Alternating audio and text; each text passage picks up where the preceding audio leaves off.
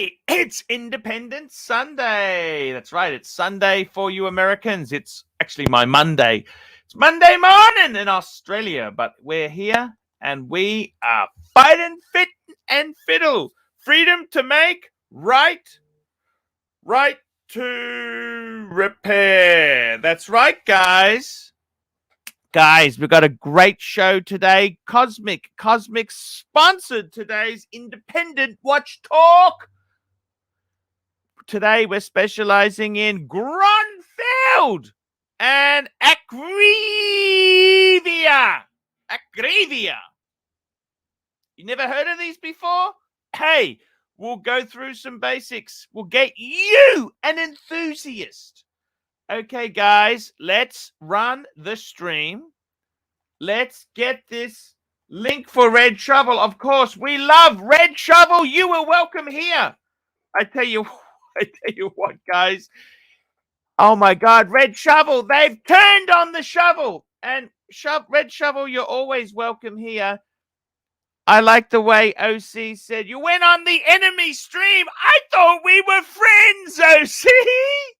I thought we were friends.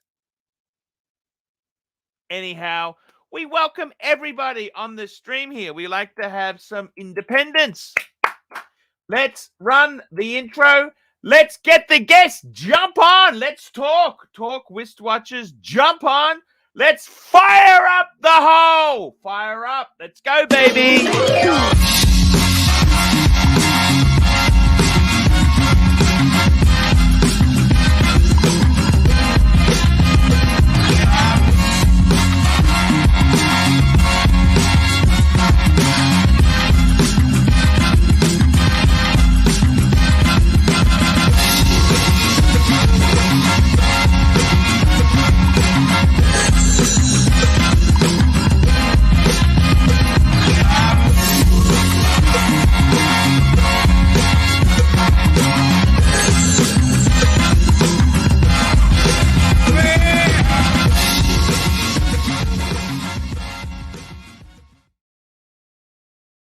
Hello and welcome to the ArchieLuxury live stream show. How are you guys going today? Guys, it's ArchieLuxury here and it's Independence Sunday. That's right, Fikers, we're here to talk independence. And I got to tell you something. Let's run a poll. Let's start a poll. Here we go. Let's get the thing going. Would you sell a Rolex for an independent? Would you sell a Rolex for an independent? Yes or no? Simple poll question. Tell me now, guys. Some of these independents, they're pretty expensive. Guys, don't forget, upvote. Click the thumbs up because we want to smash this. We want to smash this show today. We want this to be a great show. I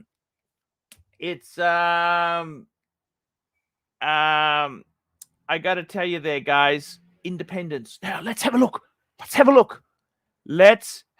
a look here. Let's go and have a sticky and let's see what we have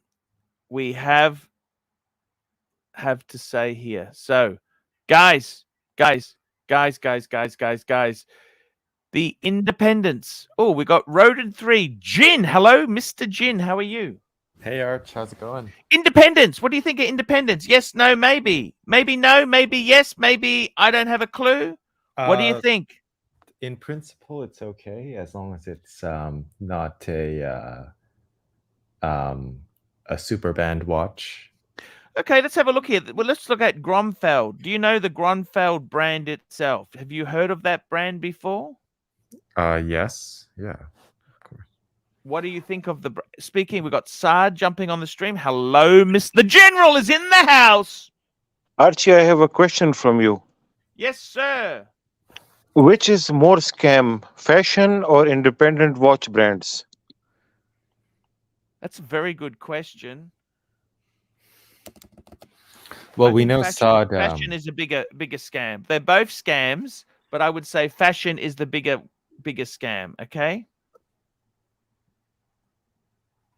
does that make sense? Yes, I'm thinking about it. Yes. And I got to be totally honest with you. Does it matter?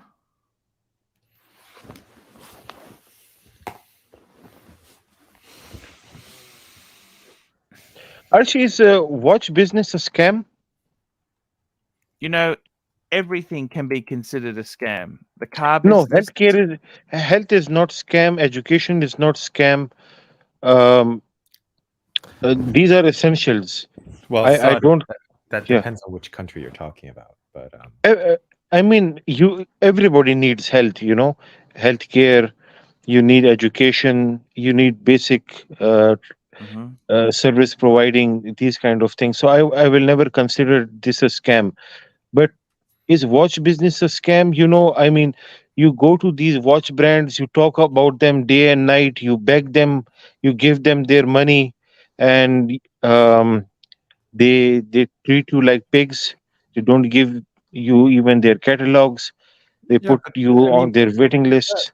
is that really a scam, though? I mean, it's consumers are making their own choices. I mean, they're not telling you something that it's not obvious, right? They're not like it's people are People are willing. And free to spend their money on whatever they want.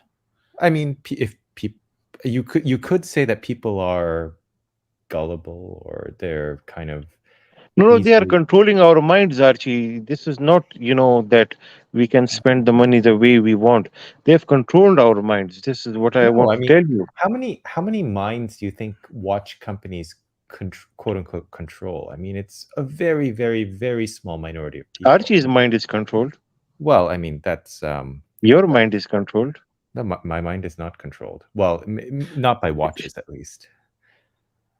I got to tell you, I think, to be honest with you, everything is a scam. It depends on what degree you take it to. Fashion.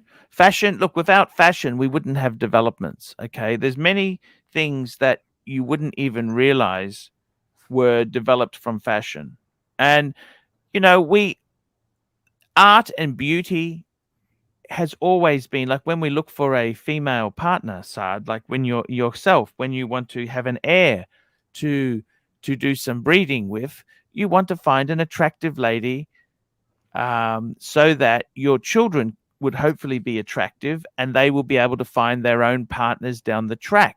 Do you understand what I'm saying? So the pursuit of beauty is speaking of beauty, look who we've got here. We have the bear. Hello, Mr. Clooney. The Saad has been hurt. Saad is hurt, and that's why he's talking about the scam. We all know what happened between Mike the Snake and him. We all know that the boxes that were supposed to be delivered and shipped for the Asian market never made to Saad. We know that Saad had to go to most extreme hiding places as a result of it. And now Saad is obviously affected by the whole thing, and he sees scam everywhere. Yes, Everywhere. this is true. I have lost trust in this world. I don't believe in anybody anymore, and I treat everybody as a scam now. And that's all because of none other but Mike the Snake. Let's be honest. Yes, He is your wizard. He is your wizard. yes, he's That's my exactly what Stefano. he is. He's my Your Stefano, Stefano. and he Sad. looks like Very sad. Stefano. A little bit, yes, yes, yes, Both are fat. yes. Hmm. I thought Mike looks quite athletic, to be honest with you. He's a action hero. He's He full has of water, Archie. Yes, we're all full of water, Saad. He's You know Mike that? is very athletic from the neck up. He's very. He's a sportsman, car racer, motorbike It's like, racer, bike racer. He's had businessman, entrepreneur. He's done many things. The guy has done many things. Not everything's worked. Never, nothing worked. He has crashed He's had airplanes. He has crashed adversity. bikes. Pantera burnt. He's had adversity. Pantera was taken by Satan. Actually, it did not burn. Taken by Satan. Let's be honest. By the way, Bear, we're running a poll. We're running a poll here. The poll question today is: would you sell a Rolex for an independent? Yes or no? 37% are saying yes. 63% no. No. I voted no. And I've got to tell you something, guys. Let's have a look at this brand here, Grunfeld, right? Do you know who the hell they are? Do you know who they are? They make 50 watches a year. It's because they're lazy. It's actually the Grunfeld brothers. They're brothers. I believe they're brothers. Okay, Bart That's and correct. Tim That's good. Grönefeld. And they're made in the Netherlands. They're Dutch. Epic Paul. £5. Tag Heuer coming. Tag Heuer making a comeback with latest releases. 80s are back. Tudor is taking up too much airtime. Discuss. I got to tell you, I think Tag Heuer has got some great watches. I love them. They're at a great price point. The problem is, you know, you go as a man, you go into the Rolex boutique, you can't get a Batman, you can't get a Pepsi. You go to the Tag Heuer boutique, you can get a Pepsi Formula One. They've got very cool watches and they're affordable and available. So frankly, I'm gonna answer this one a little bit based on a conversation with my AD, my friend who actually runs the AD, his AD. And I can tell you, when I ask him, who does Tudor hurts the most? It is definitely Tag Heuer. Definitely Tag Heuer. Omega is still Omega, right? yes, But Tag Heuer, Tudor is taking a little bit of business from Breitling in his store and significant business from Tag Heuer. Well, that's funny because, you know, the Tag Heuer, the Carrera line definitely lines up with Tudor in terms of price. But the Formula One, which is probably their best seller, is well below Tudor in pricing. But yeah, I mean, it's Archie. Do you think it's okay for someone, let's say, I think if you're a guy in your 20s and you have a Tag Heuer, nothing wrong with that. I think Tag Heuer is a very beautiful watch. To be honest with you, look at this here. Look at this is in Aussie dollars, but the price point is so good. The price points are very good because let's face it, we've got cost of living problems, right? Look at this. Let's just pick the Formula One line. Okay, that's kind of their budget entry level, young, cheap and cheerful younger line, right? Look at this here. Buy a very decent watch. Look at this, golf colors. Fuck me dead. You know what? If I was buying one, Bear, look at this, 34 Aussie. That's like what's that? 2.5 US. Look at this thing here. Okay, it's quartz. Oh, it's quartz, Bear. I just ate a human shit sandwich. But what I'm trying to say is, for $2,500, it's a cool watch, right? Trendy colors. It's a chronograph. It's substantial. Okay. Let me Gin Tingler. Let me backpedal a bit. Okay, can you let me backpedal? What I'm trying to say is, for not a lot of money, you can get something that looks fucking really decent. Now, there's an automatic one. Look at the automatic. Okay, that's an extra. It's an extra 15% more, right? Look at the Red Bull one. Fuck me dead. Tag Heuer Formula One Racing Red Bull. Fuck me dead. You know what? Women want to fuck you when you wear this sort of stuff, Bear. They want to fuck your brains out. That's what they want to do. They want to fuck your brains out when you wear this shit. Can you imagine it now, Bear?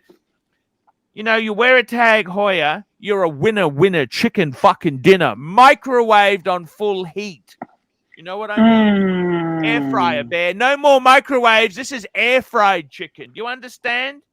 Look at this shit. I understand. You can get It's a nice. very sexy. Look at this. This is brand new. Look at this simple on a bracelet. Okay, Just a 3-hander with a date. Okay, it's quartz, but 1,500 US, brand new, box, papers, everything. You now are a serious collector. Do you understand that? You're in the watch club. Do you think owning a tag? Look at these fucking things. These are very attractive watches. Look at This is them. Look at them.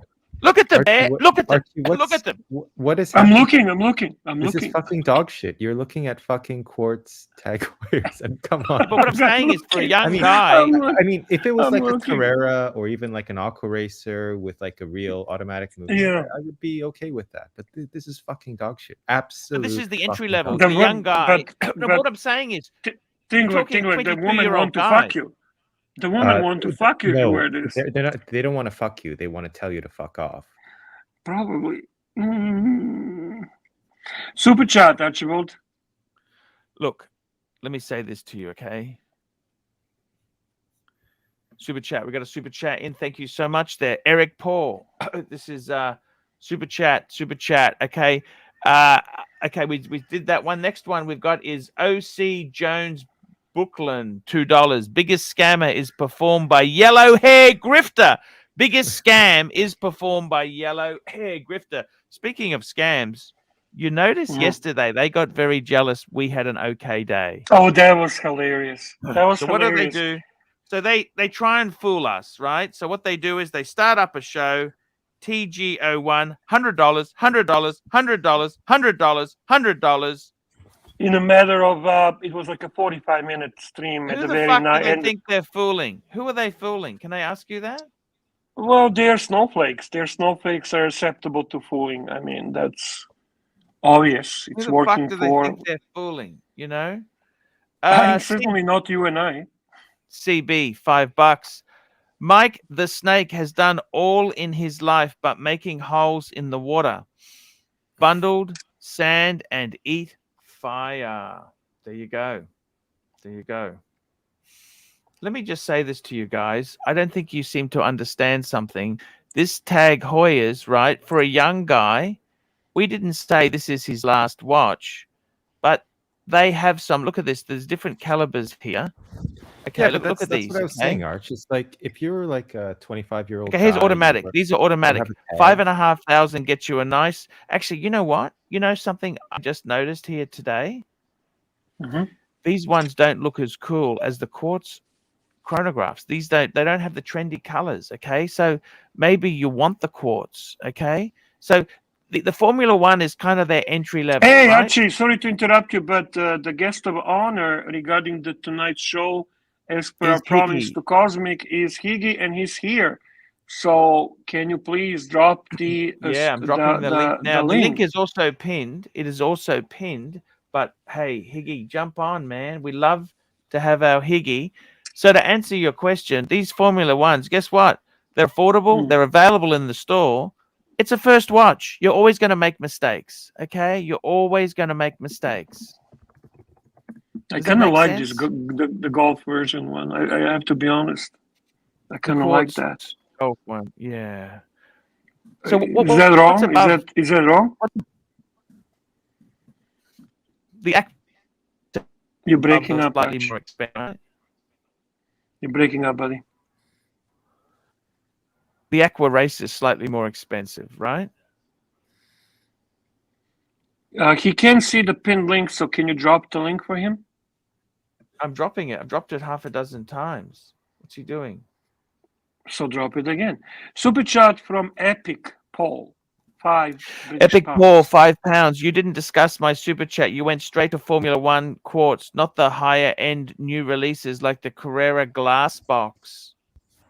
Well, that's what Tingler was referring to. Okay, let me say this to you, okay? The glass box. You remember Tag Heuer released a tourbillon a couple years ago. Remember that? You almost bought one, Bear. You know the Tag Heuer tourbillon, right? That was like the cheapest tourbillon, wasn't it? It was like 20 grand, I think. Yeah. It was actually amazing, bang per buck. Okay, but you know what, guys? I want to say this to you. Okay, it's like when Honda released the NSX. They didn't expect to sell any, but it sells Civics. Do you understand that? By having an NSX, you can be part of the Honda club without having to buy the supercar Honda. Okay? You can be in your little Civic and racing at the lights because the heart of your engine is also, there's a couple of screws and door trim which are in the NSX. It makes you cool. Okay? Does that make sense? Speaking of cool, look who we've just got joining us here. We got the cool German Higgsy. Higgsy, come on, Higgy. He's just, I don't know what's wrong with his connection, but he'll be joining us in a moment. So, Epic Paul and Higgins has just joined the stream. Hello, Mr. Higgins. How are you? Hey, good evening. I'm doing great. How are Good you evening. guys doing? Yes, we're doing a special stream today, Independence. Tell me how you feel about your independence. About my independence that I have? Yes. Yes, sir. How do you feel about it? Yeah, very good. I'm happy that the moment has come that Archie and Bear Clooney are discussing independence, and I hope to receive some support from rodent number 3. Hello, Jin. I will do my best. I will do my best. Now, we were just, I want to, speaking of independence there, what's your view on the Tag Heuers? Do you think the glass box, what do you think of the Tag Heuer glass box? What's the glass box? Do you know what the glass box is, Higgy? I think that that is a reissue of that round model. I'm not too deep into Tag Heuers. Yeah, I think that's the one here on the top. Yes. But Okay, Tag let's Heuer have a is look not at this. independent. They're belonging to Louis Vuitton. No. Yes, LVMH. That's exactly right. See, look at this, 34,000 for a chronograph tourbillon. Look at that. Yeah, but that's amazing. That is not the glass box. It's near enough. Let me check. It's got a bit of glass and it goes in a box, doesn't it? No. It has that. It's amazing bang per buck there. Look at that. A tourbillon chronograph for 35 grand Aussie. That's like 25 US, Bear. What do you think? I don't know. That's the honest answer. I haven't really thought about it, but Mr. Higgins here. We're talking about your favorite watch, Grunfeld. Tell me about Grunfeld. What do you need to tell us about this? Are we doing Grunfeld first or Acrivia? We'll Which start one with are we the covering? Grunfeld. The Grunfeld. Okay. I just wanted to show you guys. Look at the pricings. There are very, very, very looking not much under 70. This is Aussie dollars because that's my location. Look at these, $100,000. Now, Archie, tell me what you think. I just tried to save you from another complaint. I have the glass box in the back here. Maybe you can pull that up. So this is the glass box in blue. That is a special edition of the Carrera, and that crystal is domed, including that rehaut or rehaut, how it's called in French. So that is the new glass box that they introduced. Beautiful. Beautiful. Thank you so much for saving me from further complaints. Yeah. I kind of like the visuals. The problem is always with a sapphire crystal, you can never achieve the look of a plexi crystal. And I would like to see that in real life. I haven't. I can only judge from those pictures that I see. Yeah. So I think it looks good. Is it groundbreaking? Not really, in my opinion, but certainly a nice watch. Moving on to independence. Yes. Grunfeld. What's your view on Grunfeld? How do they sit? Where are they? High-end, independent? I think these are very high-end, $100,000 pieces. Super mega high-end, and they closed the order books. So even if you had the money, you can't order one at the moment. So Grönefeld, that is the proper pronunciation. Grönefeld. Those are two brothers who... they're from the Netherlands. They're Dutch. Yes. They're Dutch. They Dutch, chew that yes. real salty licorice. You know that salty licorice? Yeah, can you imagine a high-end watch company from Netherlands? I couldn't imagine that for a very long time, but It's here like it comes. Spiker, the Yeah. car company, Spiker. Yes, and by the way, the director of product development at Lange is also Dutch, Beautiful. and he knows them quite well. Tell me this: would you ever be tempted the Grunfeld way? Oh, absolutely. Actually, I was about when COVID started 2.5 years ago. I Yes. was I wanted to order a Principia, just like that one. No, yeah, no, one more right. Go to the right. The one with the blue strap. Yes, I was about to order one, and but see. that was a moment when nobody really knew where the trade was going. I remember at the beginning of COVID, some big jewelers closed actually because they were afraid that they would never open again and that it would be the end of the world. So nobody really knew where it was going. And I had somebody who gave me a really good price on a Principia, Yeah. but they asked half the money down.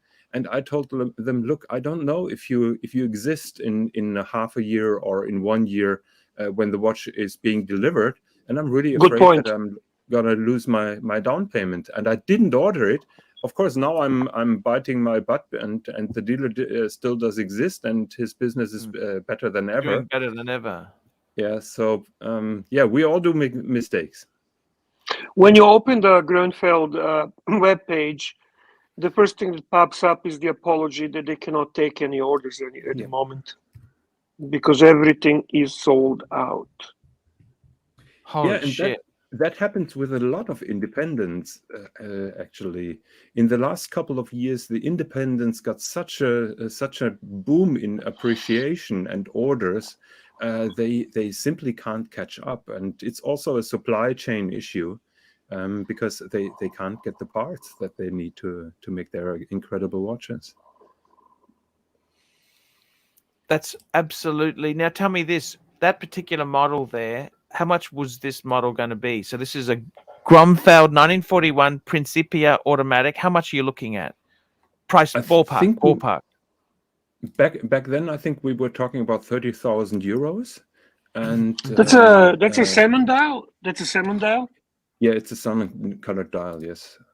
Beautiful. And there's the apology. Yeah. Sorry, we cannot take your order. Yeah.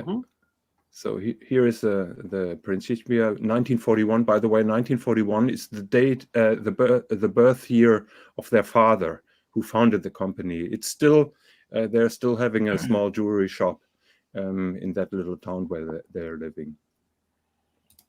I see. They obviously they signed a big deal with some big. I think Hourglass sells Grunfeld. I think so. Yes. So that's really been like if you're a musician signing with a major label, isn't it? Yes, kind of. Because you need a distribution channel, don't you? I think that they are more interested in selling directly because then they are not hit with the margin of a retailer. So I think their main interest is now to sell directly to the clients. But here you can see all variants: joint waitlist, and basically you can't even hop on. I see. Very, very interesting. So 30,000 euro, 36,000 euros. These watches no, they're are 36. Yeah. That's a lot of money, Bear. That's a lot of money. Yeah. So it's also a very beautiful watch with a really. Kalsowitz, here's a good friend of ours. Kalsowitz says the Principia is $41,000 retail.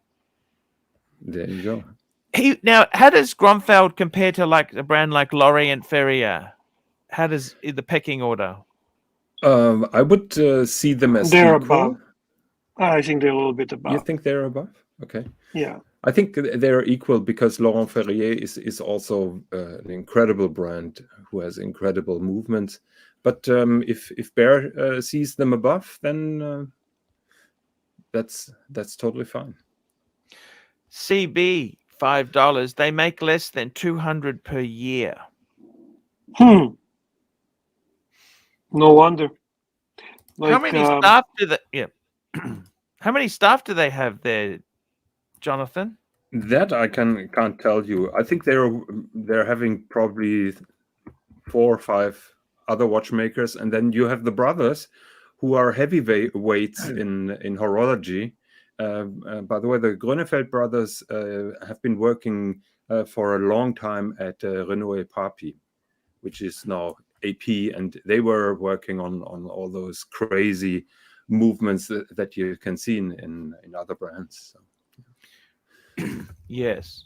So 1 second, I'm trying to. I would pick up that Principia as well. From everything they have, that's the one that appeals to me the most. I would probably go with the. White gold or stainless steel.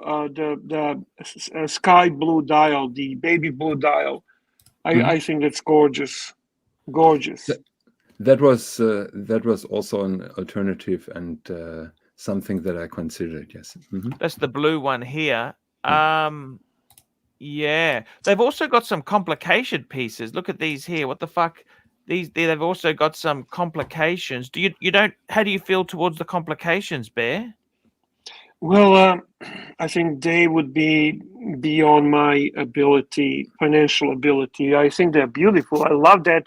That's specifically the one you were showing, the chronograph, was the one that I immediately. That's a 1941 Grönograph.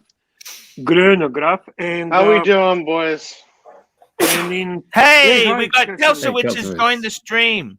Talking and we got another.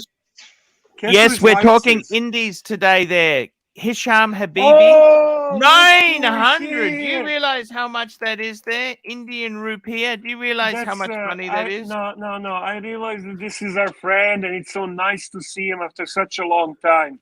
Very nice to see you, Hisham. Very nice to see you.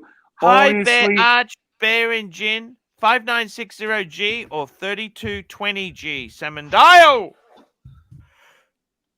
Oh, both are killers. You know what? Both of those there are absolute killers. They're killers there. They are killers. So let's have a look at this Patek. Well, the thing is that's the JJ watch. Can you let Tingler respond? Sure. Sorry, Tingler. No. No, I think I told Hisham this the other day, is that I think the 5960 is the best watch Patek has made in the past 30 years, let's say. Yep. But a perpetual calendar is a perpetual calendar. And, the prestige of the complication is way higher than an annual calendar, which is not really a complication, plus a chronograph. Yeah, I mean, it's very tough. I know he has a 5960, so if he wants to add a 5320, why not? So, Jin, just one word of advice, because I know that the boss is watching us. I had a long discussion with the boss, Tanzil, if the annual calendar is a complication or not, and I was saying the same like you. I told him it's not. But he insists in that it's no. I mean, the thing is that the annual calendar, and there are many annual calendars that I like the Saxonia. No, the 1815 annual calendar I think is fucking gorgeous. But the problem is that the annual calendar is mechanically very simple, not complicated, and also like Oxon Jr. made an annual calendar with 9 parts. So that's how simple it is. And also, it was a movement it's not an advancement in watchmaking. It's actually just a simplified version made to sell more units. That's why Patek created the annual calendar. It was not it's not an innovation. It's a disinnovation, if you will. Simplification, yeah. Tanzil will tell you that it's the most significant development and the most significant complication that has been done in the last 40 years. That's at least what he told me, and I was laughing. Well, I out of respect to our friend Tanzil, I will not say anything else. Archie, he's our boss, therefore we obviously going to agree with Tanzil, correct, Archie? Of course we are. But Well, he's not my boss. I don't agree with him. So. One thing I will say here is that this is an interesting, the 3220, it uses the 324 movement, which normally perpetual calendars use the micro rotor, the 240 movement, and it has the center seconds. So it's actually quite rare to have a... There's a lot of Patek complications using the 324, even that weekly calendar. That Not perpetuals, not perpetuals, but not perpetuals. But they add a lot of modules to that 324. No, but what I'm saying is the 240 micro rotor movement doesn't support center seconds. Right. Back Like me your up world on this. timer. Rodent, Like your world Rodent, timer. come out. Jonathan, come out. Jonathan, come out. Come out. But Come out. no, Patek made the 5159 and the 5059, which were very popular perpetual calendars recently, with the center seconds as well. So it's not always, they don't always use the micro rotor movement. No, they don't always use the mic, but I'm saying on perpetual calendars they do. Well, the 5159 was a perpetual calendar. That's the one that had a 324 movement, and that's the one with the Roman numerals, the retrograde date, and the officer style. But most of the from the 3940 onwards, most of them use the micro rotor movement. That's what they did. That was their shtick. You know what I'm saying? Moving into the higher echelon, I think the annual calendars are definitely a lot more usable than the perpetuals. It's you can set it a lot easier. You're less likely to break the thing. I think it's a lower service cost. That is, in my opinion, that is a moot argument, because if you have a perpetual calendar, I think you should be able, and you will be able to set one up, or you use a winder. So. Winder. Yeah, well, if you can't set the perpetual calendar, then you use a winder. Oh, that's a novice move right there. You never keep it on a winder. Why is that? Why would it be a novice move for something like that? It makes sense to use the winder for perpetual calendar. Yeah, but you're wearing out the gears. It's like running an engine 24/7. From my understanding, that's not really affecting watch that much. And for perpetual calendar, which is extremely difficult to set up, it completely makes sense. Of course, I wouldn't recommend to do time only or simple watches, but I don't know. To me, perpetual calendar makes sense. Yeah, no, if you're gonna put it on a winder, that's the only one it would make sense for. But even in that case, I feel like because most people they fuck up their watches when they're setting it there. You know what I mean? That's exactly what I'm thinking. Yeah, perpetual calendar is a bitch. Yes, very much so. It's a nasty bitch, Bear. Yeah. And there's nothing that really comes close to it. Did you see the super chat from CB, please?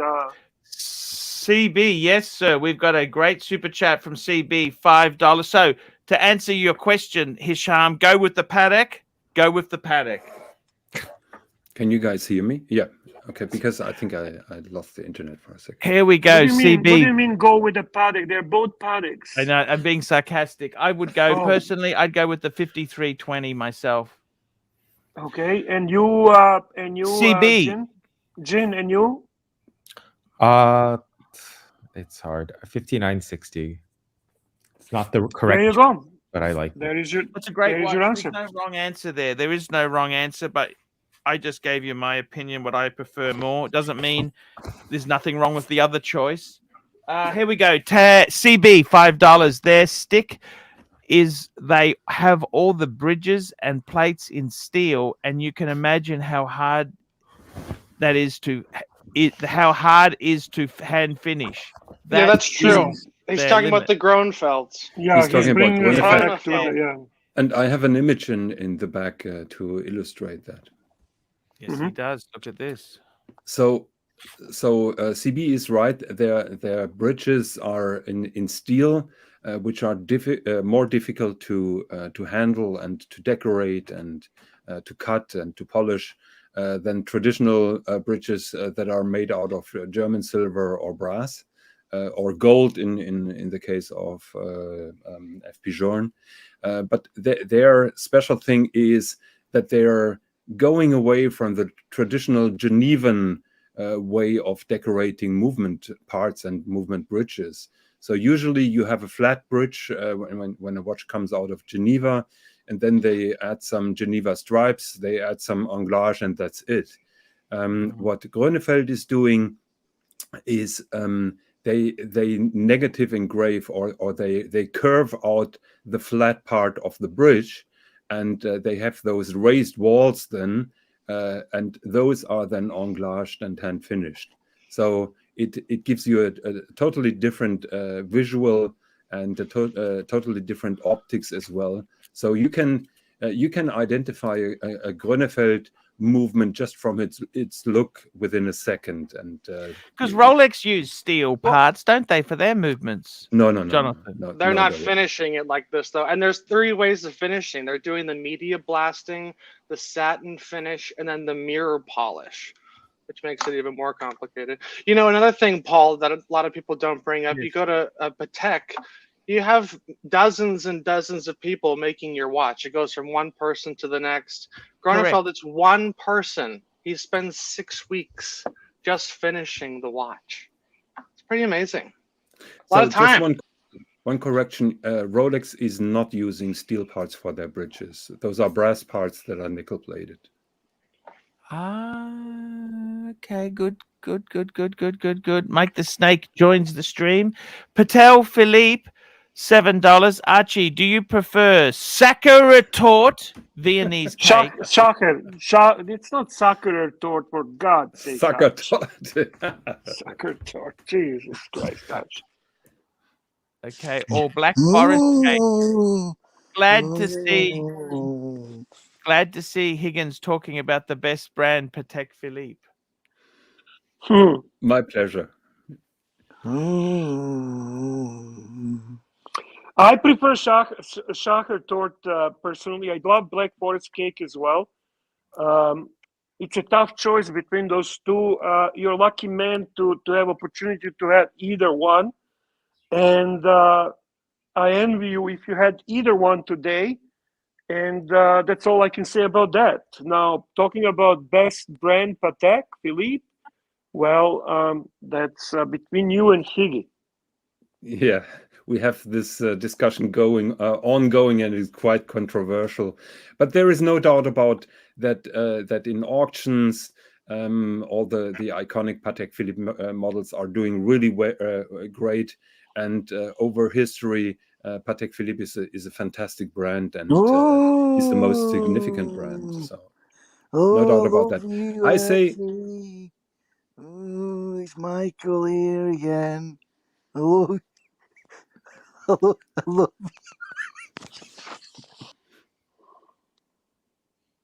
Hello, how are you? Oh, what's he gone? We have another super chat. We got a super chat from CB, $5. Comparing Grunfeld to Laurent Ferrier is like comparing a Bentley to an Aston Martin. Which is better? Kelsowitz, the market has definitely spoken on that. I mean, every LF goes below retail. The only one, the Sport Auto Blue, you could probably get your money back or maybe sell it above retail. But every Grönefeld is above retail. They make a lot less Grönfelds.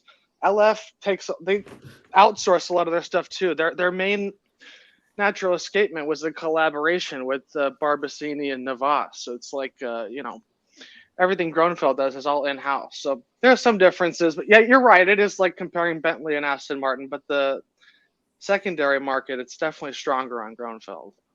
That is true. Maybe the reason for that is that Grönefeld's numbers are smaller. But if you see, for example, the new Grand Sports that is sold out for years, and you will not get that. It's like a 1-year wait. If you know the right dealer, it's like a 1-year wait. A lot of people pass on them when the time comes. From what I've heard. Okay. I know people who are waiting for them desperately, and still waiting. Okay. I think if you go directly with LF, it takes 3 or 4 years. But if you find a dealer, I think it's a faster delivery. We've got another. I got to tell you there, that's a very, very interesting comparison. We've got another super chat from Muhammad Ali. £20. England is much happier country when the boss Tanzil is in the country. I think the boss Tanzil left the country. But hello to Muhammad Ali, my friend, and our Muhammad big Ali supporter. is a huge fan of the ArchieLuxury channel. Can we give him something? Some bees and honey, Archie? I mean, I tell you, we can give him some. We can give him bees and honey, and I tell you what, Bear, this is absolutely just amazing to have support. Super chat. Where have you been? Dance with me. Dance. To visit the king. Things in life for free. Bears and the bees. The birds and bees. I want money. Money. Bees. That's what I want. Bears. Bees. Bears and bees. Super chat. Bears and the bees. There we go. Thank you so much there, Muhammad Ali. England is much better when the boss Tanzil is in the house. You betcha. You absolutely betcha. Now, we've just got some beautiful Grunfeld. By the way, Kalsowitz, have you been offered a Grunfeld lately? I can get one. But I think you want one? Yeah, I want one. I still want one. How's that writer's strike going? Yes, about When's that. How long is it going to go on for? How long are you talking, man? You never know. It could be September, December. No one really knows. Like normally, don't these strikes just go for a couple of weeks? Okay, it's over. Boom. Why so long? Yeah, no one's budging. They're asking for a lot, and the producers don't want to give it. So they'll figure it out. Won't that kill production if you make the prices too high? Well, that's the thing. They're making a lot of money, so it's somewhat fair to be asking for some of these things. Okay. I think the writers' salaries are the smallest part in a big production, aren't they? Well, they get residuals and they get back-end deals. So that's super chat from boss himself. Super chat from the boss man himself. We've got the boss is in the house. The boss is in the house. Muhammad Ali, thank you so much for your contribution. Patek Philippe, $14. Archie would love to have Muhammad Ali on the show one day.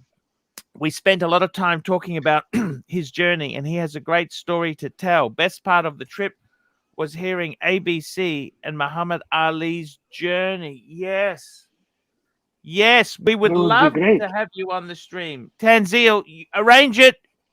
We will dedicate the day to it, okay? 100%. Yeah. 100%. CB super chat. CB super chat. We got a super chat from CB, $5. Laurie and Ferrier last Mayor made 250 to 300. Grunfeld 200. Not AP, different. They both get lots of parts made by suppliers. Prove that. I don't think that's true. Who's supplying them?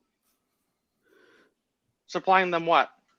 Cogs, wheels, pivots, things like that. I think Grönefeld outsources that case. I think it's the same maker as the Lange, if I'm not mistaken. That's the only thing that and obviously the strap is probably not theirs, and maybe the rubies. But as far as all the bridges, gears, the whole powertrain itself. I think the springs are also not done in-house at Grönefeld.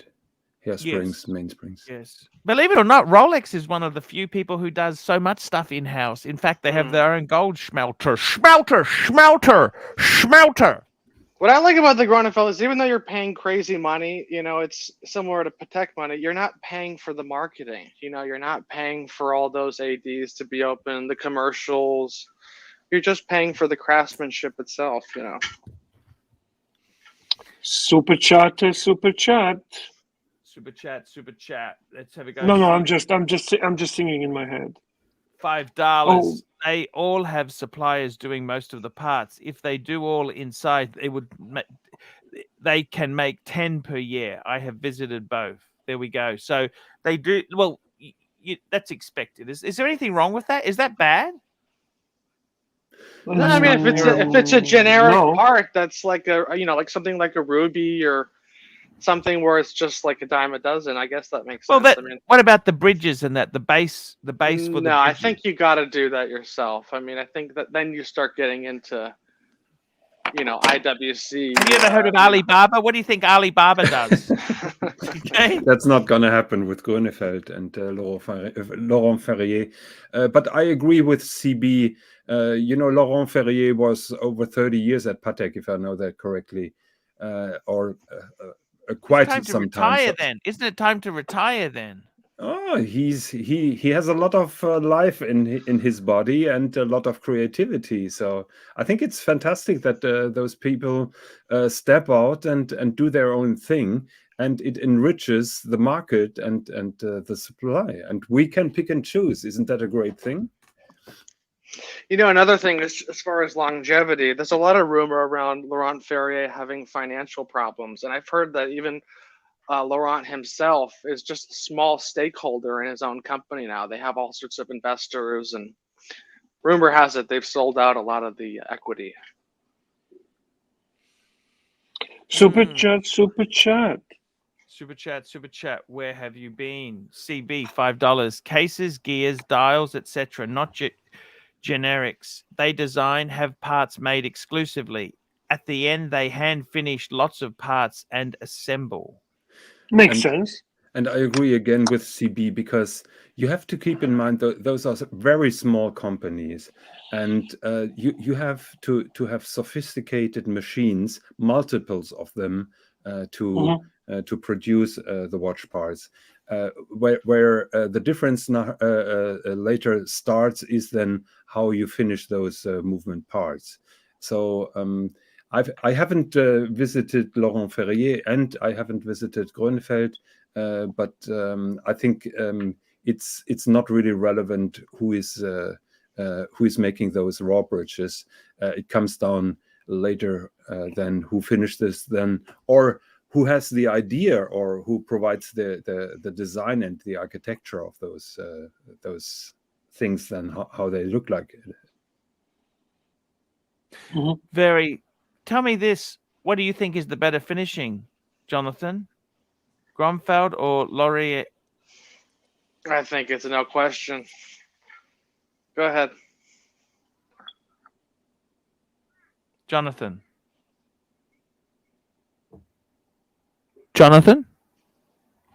Here. I apologize. I'm having internet the microphone. problems. Yeah. Yes. I'm dropping out sometimes. I don't know what's going on. That's okay. Kelsowitz, when are you going to pull the trigger on one of these independents? What's the holdup? When the strike is over. Yeah, exactly. Also, I want to get a better deal. I mean, if someone offered me one for 30 today, I'd take it. But everyone wants over lists, and I don't even want to pay lists. It's like I feel like if I could get one a little bit lower. It's funny you ask. It crosses my mind. I'm like, just sell the Batman, sell the Explorer one. And listen. These are tough times. Even old money wants to get paid. Super chat. Here we go. CB, $5. For more info, I need to get paid. There we go.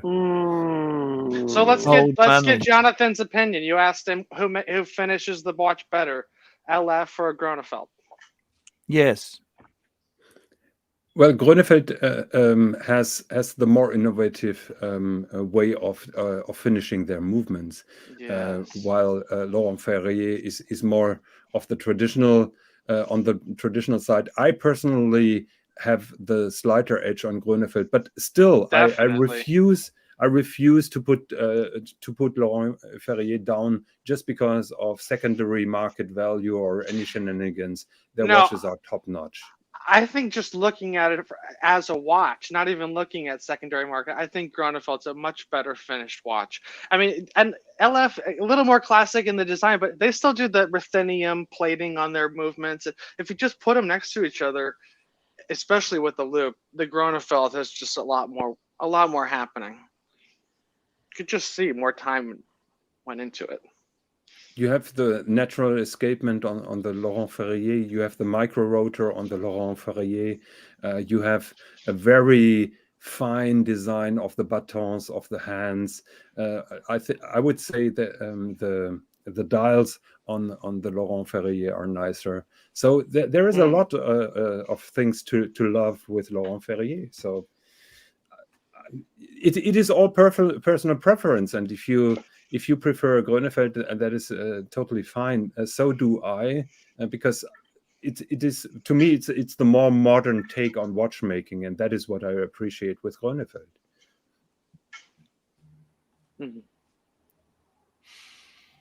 I got to tell you what, guys. You know what? These Grunfelds, looking at these are fucking beautiful. I don't know whether it's something I'd ever push myself to get, but it's just beautiful to look at this stuff. Bear, you could sell a few Rolexes and get this thing. You know, this is the thing for you. It's achievable. Yeah, it's a possibility. But first, we're going to touch on the super chat from Patek Philippe. Patek Philippe, $2.80. $2.80. Rex Pepe. Regepi Contempt 2 versus Dufour Simplicity. Dufour Simplicity. Dufour. Which one is your choice, Higgy? I have much respect for Regepi, but nothing beats Philippe Dufour at the moment. And Keslovitz? Dufour. All right. I got to tell you, thank you very much for the. Which one would you go for, Bear? I am big fan of Regepi, but I have to go with Dufour.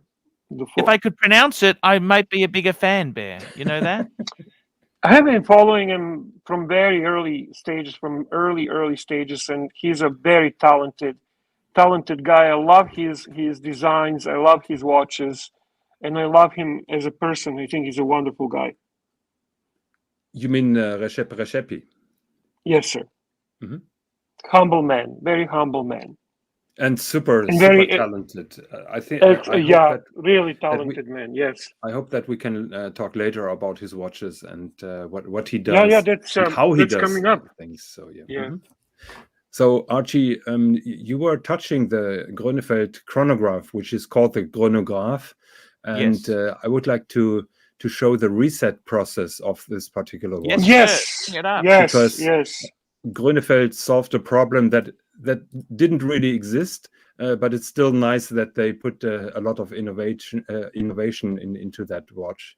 And just very that quickly, watch is remarkable. Phoenician Cedar, $2. Bear, you think Mike the Snake finds this piece Genta-esque? It's a very intricate Genta-esque timepiece. Yes, I do think that Mike would say something like that. And we have again super chat from a dear friend, Hisham Habib. 900 rupiah, which is about $17 Aussie. Great watch talk tonight. I haven't made your acquaintance yet, Jonathan Higgins. Hope to do so soon. There we go. Hisham is one of the old guard. I know.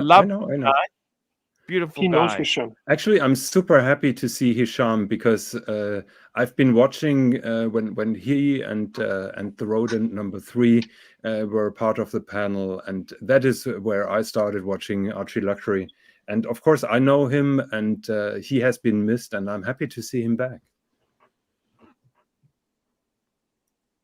Run it. Patek man. He's a Patek and Rolex man. Patek and Rolex man.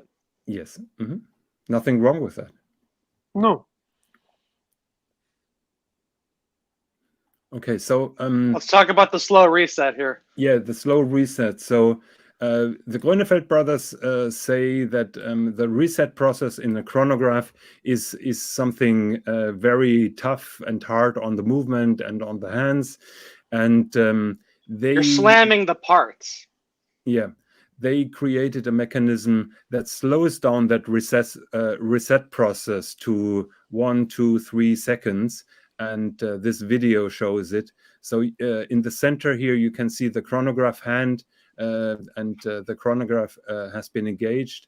And when they push the reset, this little thing here in the middle starts to spin. That is a kind of clutch that makes that reset process slower and more constant. And so it's a very high effort that they put into that reset process, and it's quite nice to see. So can I stop the video from you guys? Yep. Okay, so they're starting the chronograph here. Oh, now they're turning again.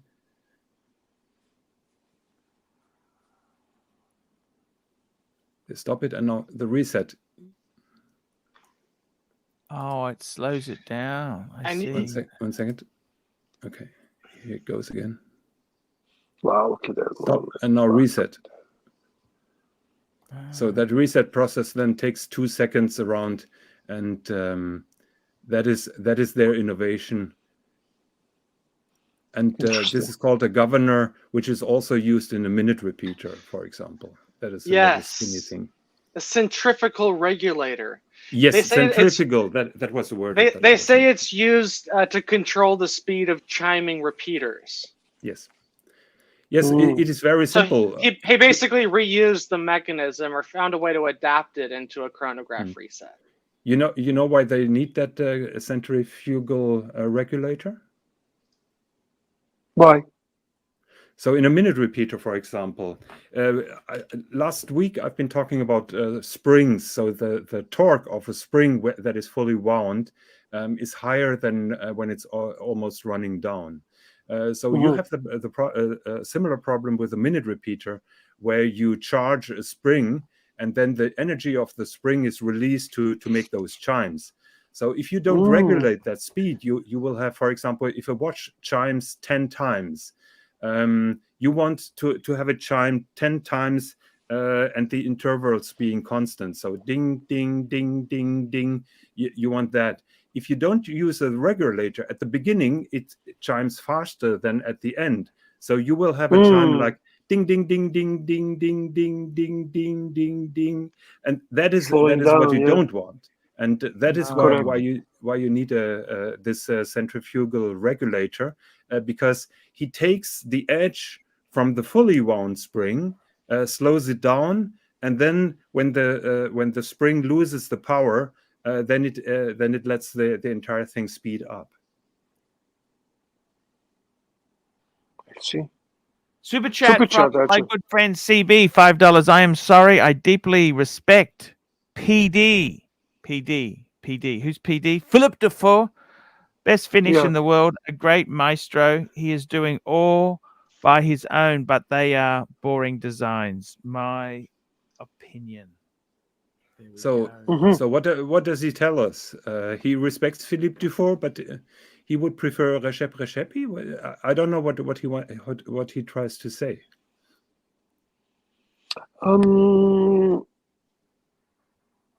They're boring. He doesn't like their designs. They're boring designs. That's his opinion.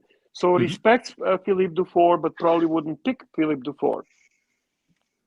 That's what I'm getting out of it. So I'm assuming he would pick Recepi.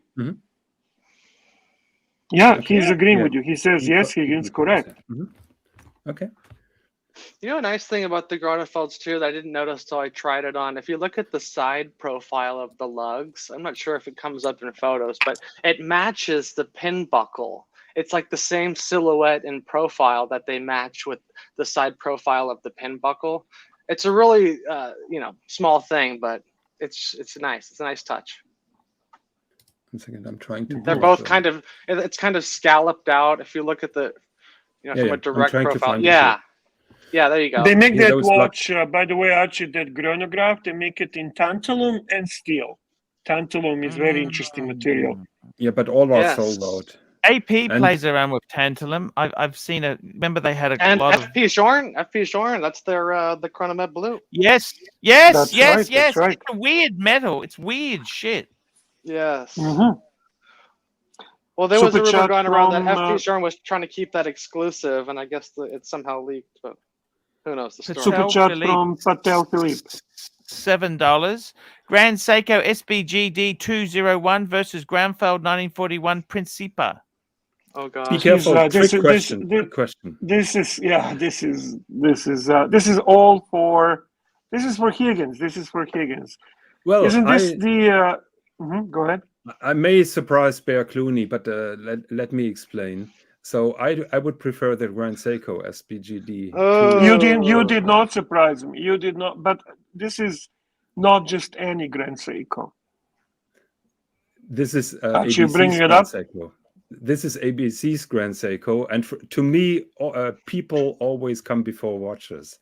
And ABC is a fantastic guy. And Patek Philippe was asking that question just to put ABC down, and that's not going to happen under my watch. Excellent. Friends first, watches second. Yes. I agree. It's a beautiful Grand Seiko. Totally, yes. And he's super happy with it. Yeah. 100% He right. is. Jimmy says ABC is a pure class. Absolutely, sir. Absolutely. 100% right.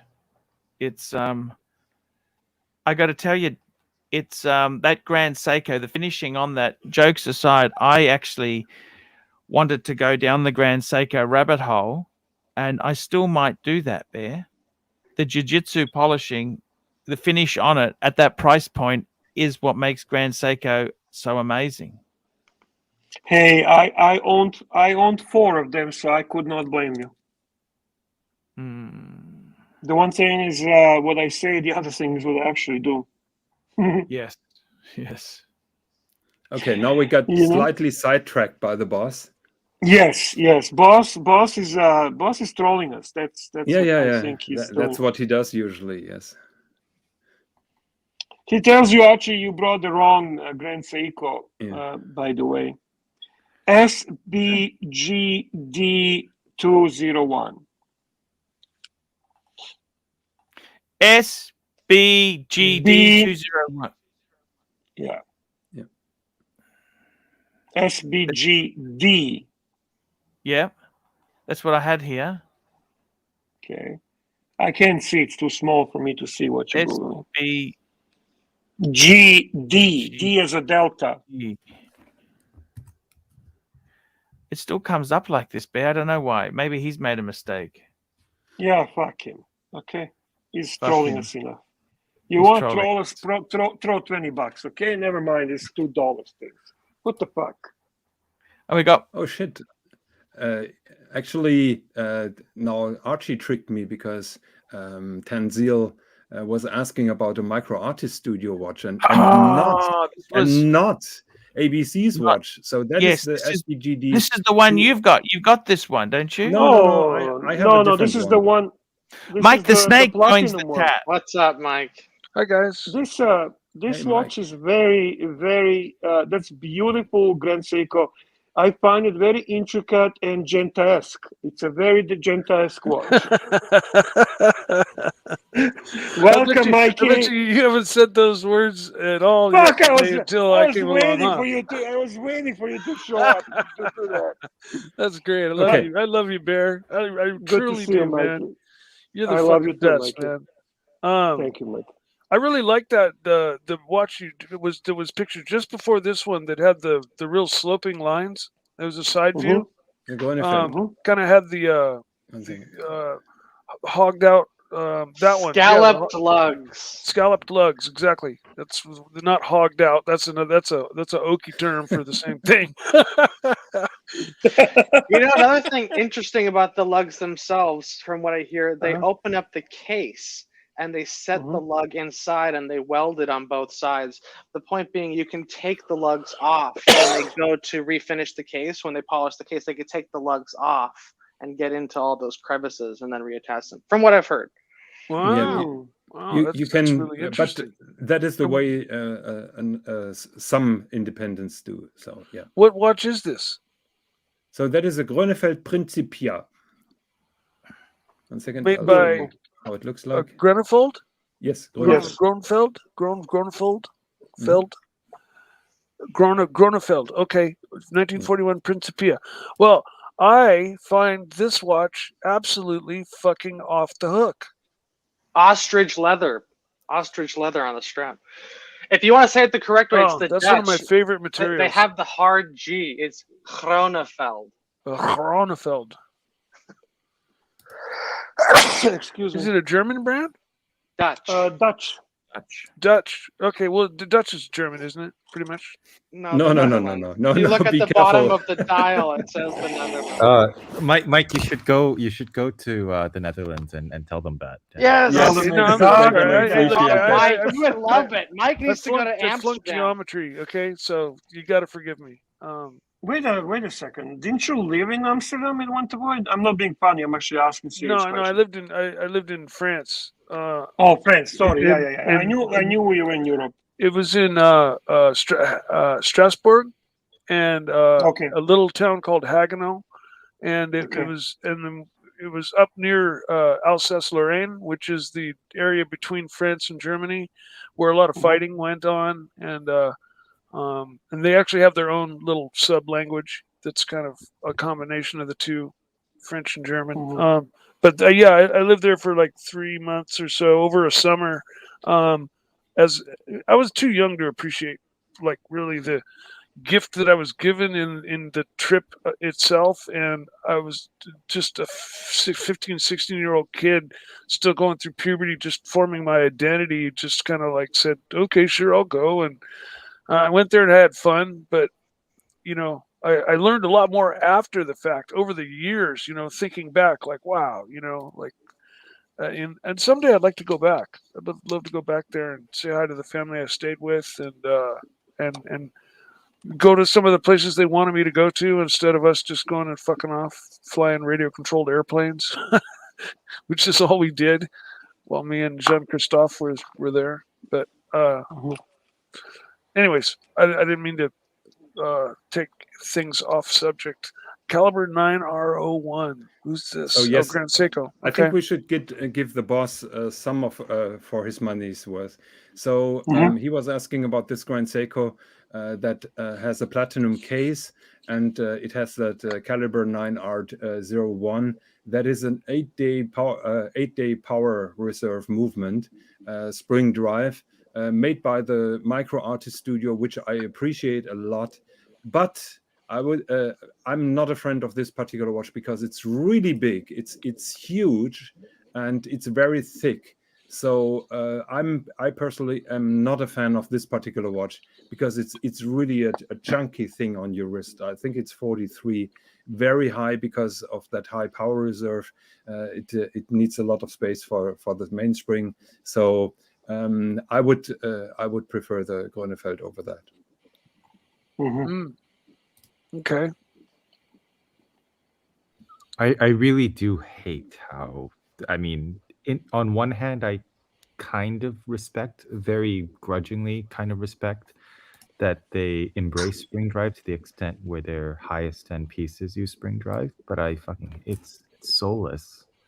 It's not it's soulless, in my opinion. That's just how it's got a computer chip in it. I'm with you on that. But I'm cautious. I don't want to piss Higgy off. However, I always perceive that as a partially quartz watch, and I don't know why people are so mesmerized with that. Precision, yes. Hybrid movement. Hybrid. It's Yeah. the Prius of the watch community. Well, Yeah. that But, doesn't that doesn't speak very well to the spring drive. I would say it's exactly Yeah, but that. Exactly. now let me defend a little bit Grand Seiko. So first of all, a lot of companies tried the system. Nobody was able to do that. Grand Seiko was working, I think, for over 20 years on the spring drive to make it work. And I disagree that it's a hybrid movement. It is a fully mechanical movement. The only thing that is electronic is the part that regulates the watch, and it doesn't have an engine. It is totally how do you say, powered by the mainspring. So only the position is regulated electronically, and that electronics is generated on the spot by a mechanical gear train. So yes, there are some electronic parts inside. I would say it's high tech, and it's mesmerizing to see that constant sweeping second hand. But I think it's a little bit too far to call it a hybrid, because it's a mechanical movement with some electronic parts, but no battery and no motor. Yeah, I actually think it's pretty cool. It's just not for me. The regulating, though, I think is the most important part of the watch. You know, anyone could wind up a spring and let it loose. That's what Weren't you just telling us that the most important part is the finishing of the movement parts? I'm just talking what you're talking about, the the movement itself and the engine of the watch. That's what makes a watch, though. You know, if it ran plus 10 minutes, it wouldn't be anything special. But it's the fact that you're getting it that tight. You know, so when you use a cheater tool like a quartz crystal, it's. I think you're a little bit too emotional in that topic. If you don't like it, that's totally okay, and I it's cool for some people. I feel like you're starting to get into the territory of the Apple Watch. I mean, you're introducing non-classical. Come on, now let's not get ridiculous. That's just my opinion. You can disagree. Yeah, no, I agree. It's a different take on the watch movement. It is a high take on watch movements. Actually, yeah, it would be nice if a Lamborghini had total analog instruments, but it doesn't. So time moves on, and the takes on watchmakings are moving on. And True. I appreciate the stubbornness and the stamina of Grand Seiko to make this really happen, because it's not that easy, just like it sounds, because the energy that can be generated from a mechanical movement is so little, and they were struggling for a very long time to make that happen. Yeah, but I mean, watches are still like, it's a very anachronistic thing, in general. So, do we necessarily need that type of quote unquote a technological advancement? Right. I feel like it's not as timeless either. You know, in 50 years, it's just going to be Grand Seiko's going to just have a better new tech thing coming out. But all the Rolexes out today are still going to be wanted and still be, full mechanical will always be in. I'm definitely not a fan of Grand Seiko, but even on my worst day, even when I'm in a bear kind of mood, I could not compare Grand Seiko to fucking Apple Watch. I'm not talking Grand Seiko. I'm talking spring drive. Well, I mean, that's a Grand Seiko. In the fact that it's got a computer chip in it or something, maybe that would be as far as I would relate the spring drive to the Apple Watch. I mean, the spring drive truly is a mechanical movement. It's just regulated by a computer chip, and it doesn't have a reciprocating balance wheel. It's just wheel spins in one direction and is just regulated its speed is regulated by the computer chip, and I don't think there's anything mechanical there. It's just a magnetic force that's put on that wheel that slows it up or allows it to spin faster. That is correct. If I'm not mistaken, as far as how it yes, operates. and Forbin Colossus makes a good comment. Patek Philippe uses now silicon mainsprings. So where's the tradition here? This is high tech. Those are high-tech materials made on high-tech machines. Yes, we all love the good old times, but progress moves. And true. Yeah, again, you don't have to buy a Grand Seiko spring drive when you don't want, but totally, man. You have to appreciate the way they decorate those micro artist studio movements are top notch, and they're inspired, and they're in cooperation with Philippe Dufour. I got to tell you what, there. I think you've got to remember, time waits for no man. There. I mean, I tend to agree with Jonathan on this here. You can't look at some of these innovatives as solely bad move. Right. You've got to look at it and say, well, there's some very interesting innovations here. Yeah, right. I mean, when Breguet came out with the tourbillon, even though it didn't work, people probably said something along the same lines. Yeah, fuck me, they were pissed off, man. The social media at that time was going crazy. Well, I'll give the I mean, the internet was fucking aflame. I'll give the spring drive critics that not all progress is good, and I'll give them that the quartz, the development of the total quartz movement was the wrong step in terms of watchmaking. But if you have a look at the spring drive movement, there is a lot of traditional watchmaking there, visually and also technically. Agreed. Because I always agree with you there. What happens, Jonathan, if instead of having 24 hours in the day, we have 24.3 hours in the day? I like that idea. That was your big concern. I remember at one time you were just worried about your world time. The world time wasn't that actually all the watches, the whole concept of the watches was problematic. Exactly. But then wouldn't they come up with something similar to the Mars time type of watch? Yes. Now, Jonathan, we've got to speaking of waiting for no man, we need to address the elephant in the room, which is the other brand, Acrivia.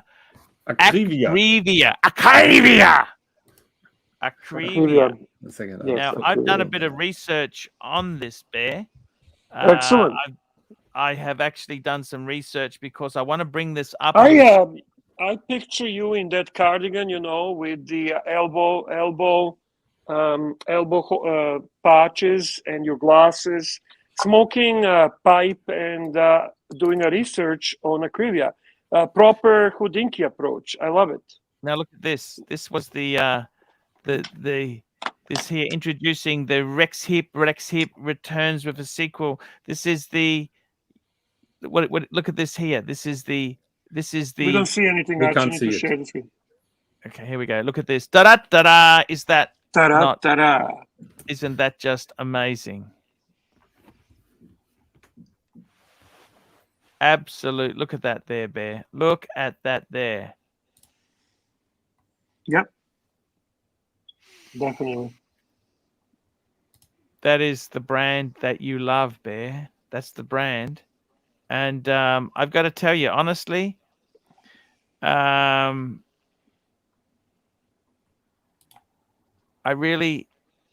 look at the back of these things here. This is where the craft is. It's in the movement, the finishing. Look at these angles. We all talk about these angles that are hard to cut. They're a bitch on a jigsaw, Bear. Absolute bitch. You see that? Absolute bitch to get right.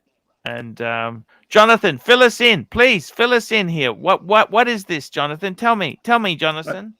I'm still fighting with my internet because breaking news, a similar watch just like the one that you have here on display, just sold at Philips in Hong Kong, and it sold for $850,000. CB, $5. Remember the little spring-loaded trick? You charged the springs and it gave electric shock if you sat on it. That was a spring drive. And we've got Patek Philippe, $7. Ferdinand Bethune versus de Bethune. Ferdinand Bethune versus Bethune. De Bethune. The buffoon? Ferdinand Buffoon, Archie? What the fuck? Ferdinand Bertude versus de Bethune, I think. All joking aside, Archie, I hope that we do an independent day about Ferdinand Berthoud. Ferdinand Berthoud, in my opinion, is the second best watch brand at the moment, close with Recepi or Acrivia, and it is just mind-blowing what they do. Wow, I got so much to learn, man. There's so many So fucking Ferdinand brands out there I've never Berthoud seen. all day long. I want to see them all. I love Have it. you ever seen one? No. But I'm dying to see it. Pull one up? Love to see it. I really do appreciate, like, fine craftsmanship, just by whomever.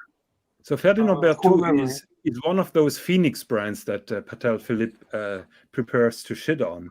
Well, because Ferdinand Berthoud was a very well-known watchmaker and chronometer builder back in the days, and then the company was dormant. And just 20 years ago, Ferdinand Berthoud was picked up by the owner of Chopard, Mr. Schäufele, and what they're doing is top-notch chronometry. I love the writing on the dial. That's so stylish.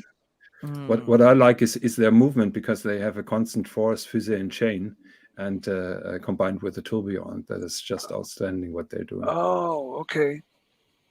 Now, is this the one that has the chain in it, or is there's a number of movements that have chains in it? Isn't there? This one has a fusée and chain, yes. So it has the chain. That fusée and chain, that's fucking to actually work on that. You were breaking up. I didn't understand you, Archie. Impossible. That stuff is. You're still breaking up, Archie. You're still breaking up. Go again. It's impossible to work on those chains. That level of complexity is impossible. It's very difficult, and those little chains are able to withstand a lot of torque and a lot of stress. So this is also very difficult to manufacture and keep maintaining. Yes. You have another super chat from Patek Philippe. $7. L. Leroy versus Lang and Hein. What do you think? I have to pull them up. Pull it up, Arch. Pull it up. What would you say, Jonathan? I'm not too familiar with L. Leroy, what they're currently doing, but if I remember correctly, they have outstanding watches. I think that they have the edge over Lang and Hein. Listen, Higgins, when you're on this channel and you're not familiar, with a brand, all you need to say is a shitter. It's a shitter. So basically, when you're not familiar, you just by default go, it's a shitter. Yeah. Thanks for the advice. Yes. So yeah, you have a point. Oh, obviously I'm joking. Yeah, I never heard for Leroy at all. So, but can we go? Lang and Heine is I'm familiar with. So you want to answer to Patel, Higgins? I would say from what I remember, Leroy has the edge over Lang and Heine. However, Lang and Heine are doing top-notch watches. No doubt about that. Unfortunately, Marco Lang left the company, and he does his own thing now. And I'm hearing that Lang and Heine's quality is not where they used to be.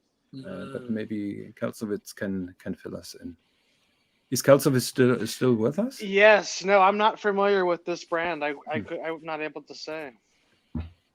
That's Patel just flexing with us, guys. Just accept that as a part of our world. CB super chat $5, Archibald super chat. Thank you, CB. CB, thank you so much. There, $5 to service a watch like this with the fuse.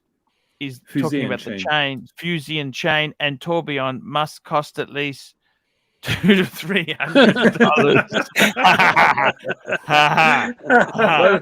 At least you own a 280,000 euros watch, and you're complaining about service costs. Yeah, I wonder. I actually that's you know, it is something to consider with these independents, because you know I've considered them. I even emailed LF and asked how much is it for a basic service on the regular three-handers. It's usually around 2,500 Swiss francs. So that's their starter movement. So anything more complicated, you're probably looking even more than that. So I'm sure all the independents are in a similar price range. You got to pay to play. That is their signature piece. That isn't that crazy though? Some of these watches, a service is the cost of a tutor. Actually. Yes. Yeah, but on the other hand, we appreciate that watchmakers are working for weeks on those watches just to put them together, and to service a watch, you have to tear them apart, clean the parts, rework some parts, and put them back together, and that can't be done in 2 hours. No, yeah, there's definitely expenses, but they're making money. Super chat from Patel Philippe. Patel Philippe, thank you so much. There, $2.80. Is Fusian chain required for bondage and discipline? Patel just created a new not term. without a spring drive. There you go. Fusian chain on a spring drive. Oh, and we've got someone here saying Defoe charges $6,000 for a tune-up. Vinay Halter runs over $20,000 for a full service. Oh, you know what's crazy too? All these indies recommend you service every 4 years. Of course. Actually, I know that's a Todd Levin, by the way, very knowledgeable collector who is very, very involved with the independents and very famous in collecting world. If you want to drop the link and if he can join us, that would be fantastic. Yes, Todd, jump on. Very Definitely. cool. Learned something new. So what I know is Lange for a Fusian chain tourbillon, they charge you 4,500 for the service. OG baby girl, $10. Everyone is too funny tonight. Fantastic. We're cooking with gas. Cooking with gas. Nice. Thank you, OG baby girl. You're always kind and supportive, and you always have only positive and a positive reinforcement for us. We really appreciate you very much. Today was the Indianapolis 500, Indy 500 race car race. Yes, and, great race. They interviewed all of the team owners and managers, and one guy was wearing a caliber 11 Heuer, just the blue one, just the straight Steve McQueen. One guy was wearing a Richard Mille, and every time he swung around to where the watch was visible, he put his hand over it. I don't know whether they're there's some agreement to where he's that you're not supposed to see it. Yeah, or his team may be sponsored by another brand or something to that effect, But it was just it was unusual to see him purposely cover the watch up every time. Because I was like, that's a Richard Mille, because I always look at what everybody's wearing on TV and movies. Maybe he wore a fake and didn't want to be caught. Oh, I got a $40 Rolex green Hulk that you'd be hard pressed to tell the difference between the real deal. My brother got it for me in Singapore. $40, box, everything, papers, looks fucking 100% like the real deal. Super chat, CB $5. Owning these complicated, amazing watches is like owning a river aquamarine. The boats, those mahogany boats. They skin you alive every time you service them. sophisticated, amazing watches. It's like earning a So can we go back to our topic, which was the Acrivia, Yeah. which Tell me which this: we were where does this talking fit about? in the pecking order? We were talking Grunfeld before Higgins. How does this fit in there? This is like hands higher down, or far lower? above, far above, far above. Above Grunfeld? Yes. This is amazing. Above Reshep is the new superstar, and in my opinion, so if you give me the choice of an FP Journe or an Acrivia Reshep, I would take the Reshep. Yeah, he's definitely reaching the area where he's competing to become a new FP Journe. That's for sure. I agree. Well, it seems to be the hardest to get. It's my understanding that he chooses who he wants to sell to individually. And he's in a position to do exactly that. Yeah, because he can. Todd Levin's just saying, I can't drop in apologies, but I am able to comment. Roger Smith does a basic service on his own watches, and George Daniels for about 4,000, and recommends a general service once every 10 to 20 years. That is interesting, but that then applies the coaxial movement, because that is that doesn't need oil. Yeah. By the way, he agrees with us. Yeah, above. Yeah, I'm glad. You know, when you have somebody like Todd Levin in the panel, I better be careful what I'm saying. So exactly. It's kind of like along the lines of me with Mikey. You need to be careful too, because listen, Todd Levin might not agree with your what do you call it? Fucking. Oh no, I was just saying, intricate like, intricate descriptions. Me with my lathe work, you know, I prefer to do it one-on-one with the person and get their input and what they want, and then build for them. So that was my own going back to the analogy. Acrivia, there's two lineups, right? There's Acrivia collection, there is Regepi collection. Let's talk about this a little bit, please, Higgins. So so we have so the company is called Acrivia. As far as I know, Reshep, when he founded Acrivia, he had a partner who then left the company. But I think the confusion between those two brands roots in that involvement. So I think that is the reason why you one see Acrivia and one Reshep, while it's basically the same guy. We can start with Acrivia. They have that signature squarish case that you can see here, and Acrivia made some complicated watches in the past, and are also still doing that. One of them is that watch here with the predominant power reserve that you see here. The other one is a tourbillon. Chiming, so that is a tourbillon with a minute repeater built in. My internet is slow today. I apologize for that. But where he really shines is the decoration of the movements. And I've been talking about Grönefeld being very innovative in terms of movement finishing.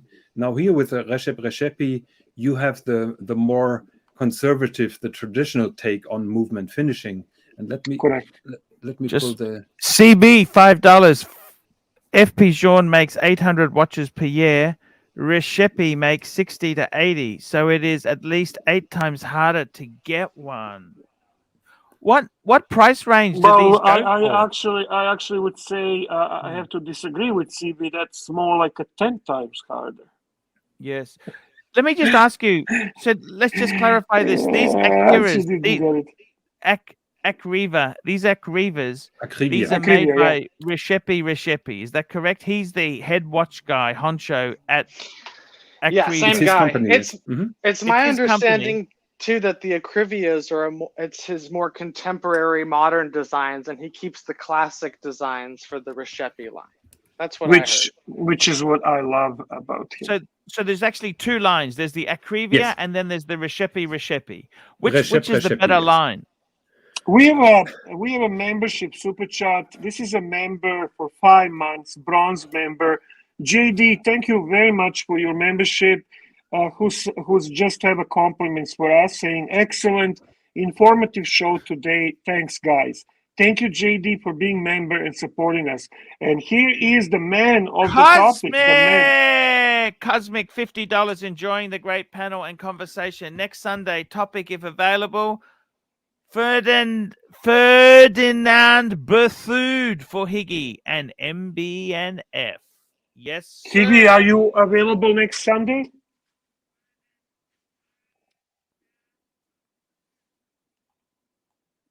Higgy?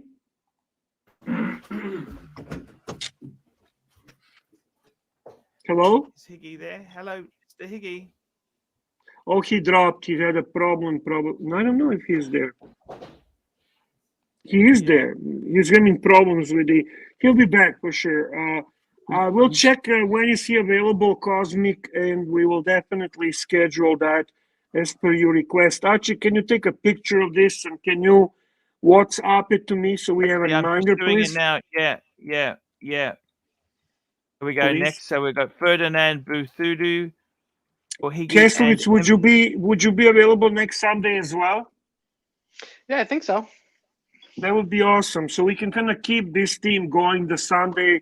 Yeah. So thank you, Archie. I got it.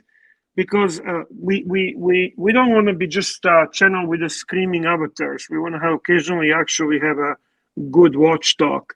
Thank you very much, Cosmic, for great super chat, for our great topics, and for pushing us in the right direction. As soon as he comes back, we will confirm with him. Keslovitz is a game.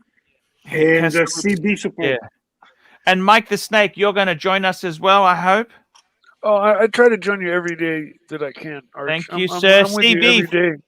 $5. He started with Acrivia, and after he dared and went and came out with his own brand, with his name brand, One and More Classic. He started with Acrivia, and after he dared and went and came out with his name brand, One and More Classic. There we go. It's $5, Bear. Bear, I love the idea of these Sunday. Acrivias, do they float your boat? Tell me this truth, Bear. Does this stuff float your boat, or do you want Rolex? What do you want? I appreciate Acrivia very much, and next to F. Pigeon, this is my favorite micro brand, honestly. So, is it a to micro? compare to Rolex, I think micro. I think these are independents, but Bear, aren't they? Look so at this. My apologies, my brain fart. Independent, and I when you say Rolex or this, obviously I'm a different type of collector. I'm a different type of person when it comes to that. So you know that. So I don't know. You trolling me? You asking me? Which way you going here? What do you want me to answer? Yeah, no, I just find it weird. This is a fucking hard to understand. Like the Acrivia, they've got a couple models here, right? I don't understand this Rishepi. It's the same. Fuck, why do they do that, Bear? I don't understand this stuff. You know? What do you don't understand? It doesn't make it easy. It doesn't make it easy to understand the Acrivias or the Rishepi. There's different styles. Yeah. Totally different stuff. So what brand is it? Like you got a Rolex, you got an Oyster, and you got a fucking Cellini. But this Rishepi stuff, is it an Acrivia? What the fuck is this thing? Yeah. So Acrivia is the sports, and Rishepi. Okay, Acrivia is the Rolex. Rishepi is the Patek. Same quality though, but I'm just talking style. Okay. Classical versus contemporary, and like Higgins said, I'm pretty sure the reason for all this is because he had a partnership on the Acrivia. Yeah. To start. I just enjoy seeing and learning about new things, and I mean we've gone over. These are Rolex the ultimate in thousands of exclusivity. times. You're never going to see another person wearing one of these. I mean, you can't even get them. I mean, No. people that are offered these don't even sell them secondhand. I mean, Paul, go on Chrono24. I bet you there's not even one for sale. Not one. Guaranteed. You're absolutely right, Kessler. You can't even find the price of what they're really worth, unless you go to auction. That's probably why you only see them in auction, because CB $10. Sorry, CB has run out of money and he'll be gone for a month to try and earn more money for Archie. So next week, I am out at sea, so I might make chat comments, but can't super chat. No problem, CB. We will look after you. We look after CB. CB is the godfather of the channel. I'll be back. You got to shoot off. No worries, Mikey. That's cool. That's cool, man. Yeah. That's cool. Thanks for coming. Mom calls. No, that's okay. Perfectly okay. I got to tell you, Bear. Out of ask me again. No. You didn't ask me a long time. Bear. Does this float your boat, or you want to stay with Rolex? Yeah. And I want to say hello to Patek Philippe, who just joined the chat and says, Mike enjoys seeing and learning about new things like AM radio. Nice to see you, Patrick. How are you enjoying? We can always change the topic to Breitling, talking about Breitling, because in a relaxed format. In a very relaxed format, always relaxed, never stress, never too much pressure. Kelsowitz. So, go ahead. Sorry. Go ahead. This sort of stuff here, is this what you're looking at? Like you after a super watch, right? You've got your Batman, you got your Explorer. Is this what you want to add, something like this? Yeah, I mean, I haven't really looked too far into this brand because I've never held one in the hands, and I just know how impossible it is. So I've never really gotten motivated over one. But yeah, this style, this genre, something people don't know unless they know. Extra special. But isn't buying a Lorient Ferrier, that's going to be the closest that you didn't snap it up? Grunfeld. Or the Grunfeld. Snapping up the Lorient Ferrier when you offered David SW already sold that one he got. I knew that price was so good. That thing was gone in like 2 days. That one you had pulled up the other day, the annual calendar. But you were offered one without box or papers, remember? That's the one. That's the one. The David SW had papers and box, didn't it? Or was that the same one? No, What? that was the same one. Naked. Why would watch like that not have? I don't understand. That's exactly. Unusual. That just screams stolen to me, because I'm like, anyone that has one of these watches is such a deep collector. It's you could have lost it in a fire. You could. There's heaps of things that. It's well, you can always get service paperwork. You can always get. Right. It's unusual. That's all I'm going to say. Definitely. I would be very cautious with that as well. And Marco, who deals with all this, basically told me, run for the hills. You're never going to be able to get out of a naked indie. I think that's a good advice. I agree. Actually, if you go to his Acrivia collection, into his Regepi collection, that's something that will be more to your taste. Affordable? No. Nothing affordable. I'm talking the style, the design of the watch. Price on request. Look at that. No prices here. Yeah, look at the Regepi collection. This is Archie. By the way, what's happened to that Patek you're looking at? The Patek. When I have updates, I will let you know, Archie. The moment I have any Pull updates. Pull the trigger. You know you'll be the first. You will be the first. Because I would be like, I need to let Archie know that I'm finally Patek owner. What do you think about this, Archie? This is you, man. You know how much this is probably. What do you estimate this at? I'm not gonna. Yeah, Kelsowitz might know. I honestly don't know. It's hard to say. I'd love to know what they retail for. It's hard to get a grasp on it. I don't know. It's probably going over $100,000 if you wanted a secondary. I would guess retail, if I had to take a wild guess, 75,000. I have no idea. I have no idea what I'm talking about, though. Yeah. Oh, here we go. People are commenting here.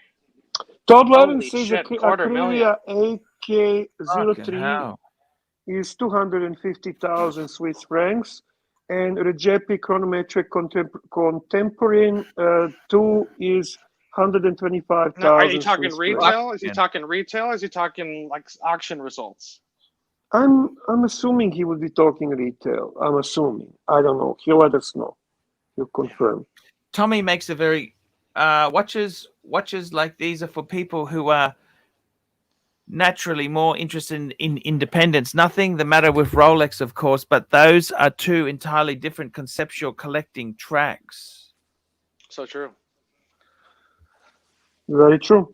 This is one of the Todd was also writing for Hodinkee, Archie. So let's not be nasty about Hodinkee. I was making some fun of Hodinkee earlier, so we'll be nice. We'll behave. We're just Archie. jealous, Todd. We're just jealous that we haven't had that success ourselves on this channel.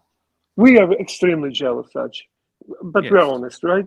Yeah, well, I don't. Well, look, we got royalty in the house. We've got to go with it, don't you think?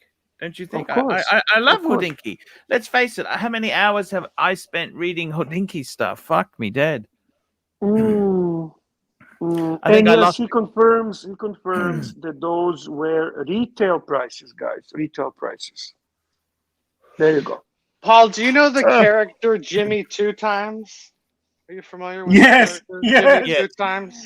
You ever see the movie Yeah. Goodfellas? Yes, Goodfellas. yes. He always Yes. says, he always repeats things. He's Look like at Archie, the like papers. Archie. The papers. The papers. I'm Archibald Chesterfield. That's That's a great Todd Levin one. says- Keslowitz, I love that. Fucking, how did I know? Doesn't I he do hate now that? He does that all the that's a time. fucking exactly that's Archie. Fuck, that's amazing. I want to Todd say says, hello. I don't write for Hodinkee. I was interviewed once. That's all. That's probably better okay. to be interviewed. That's even better. Yeah. It's even better, Bear.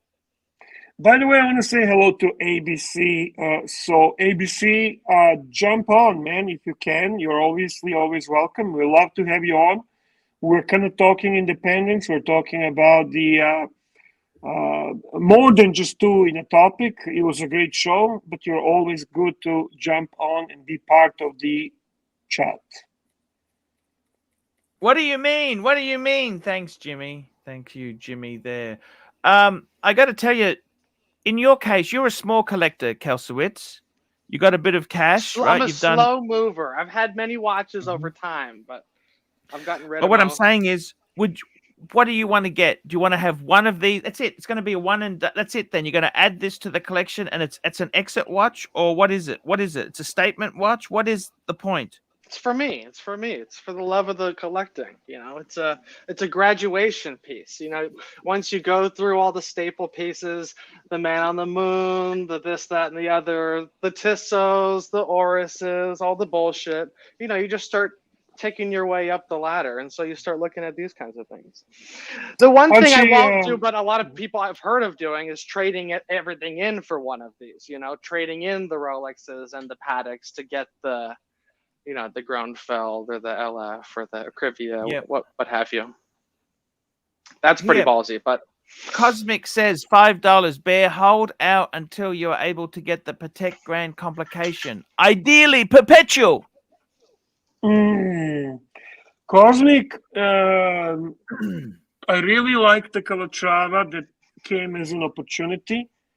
I'm buying it with the idea that that's going to be my primary and most important dress piece. And I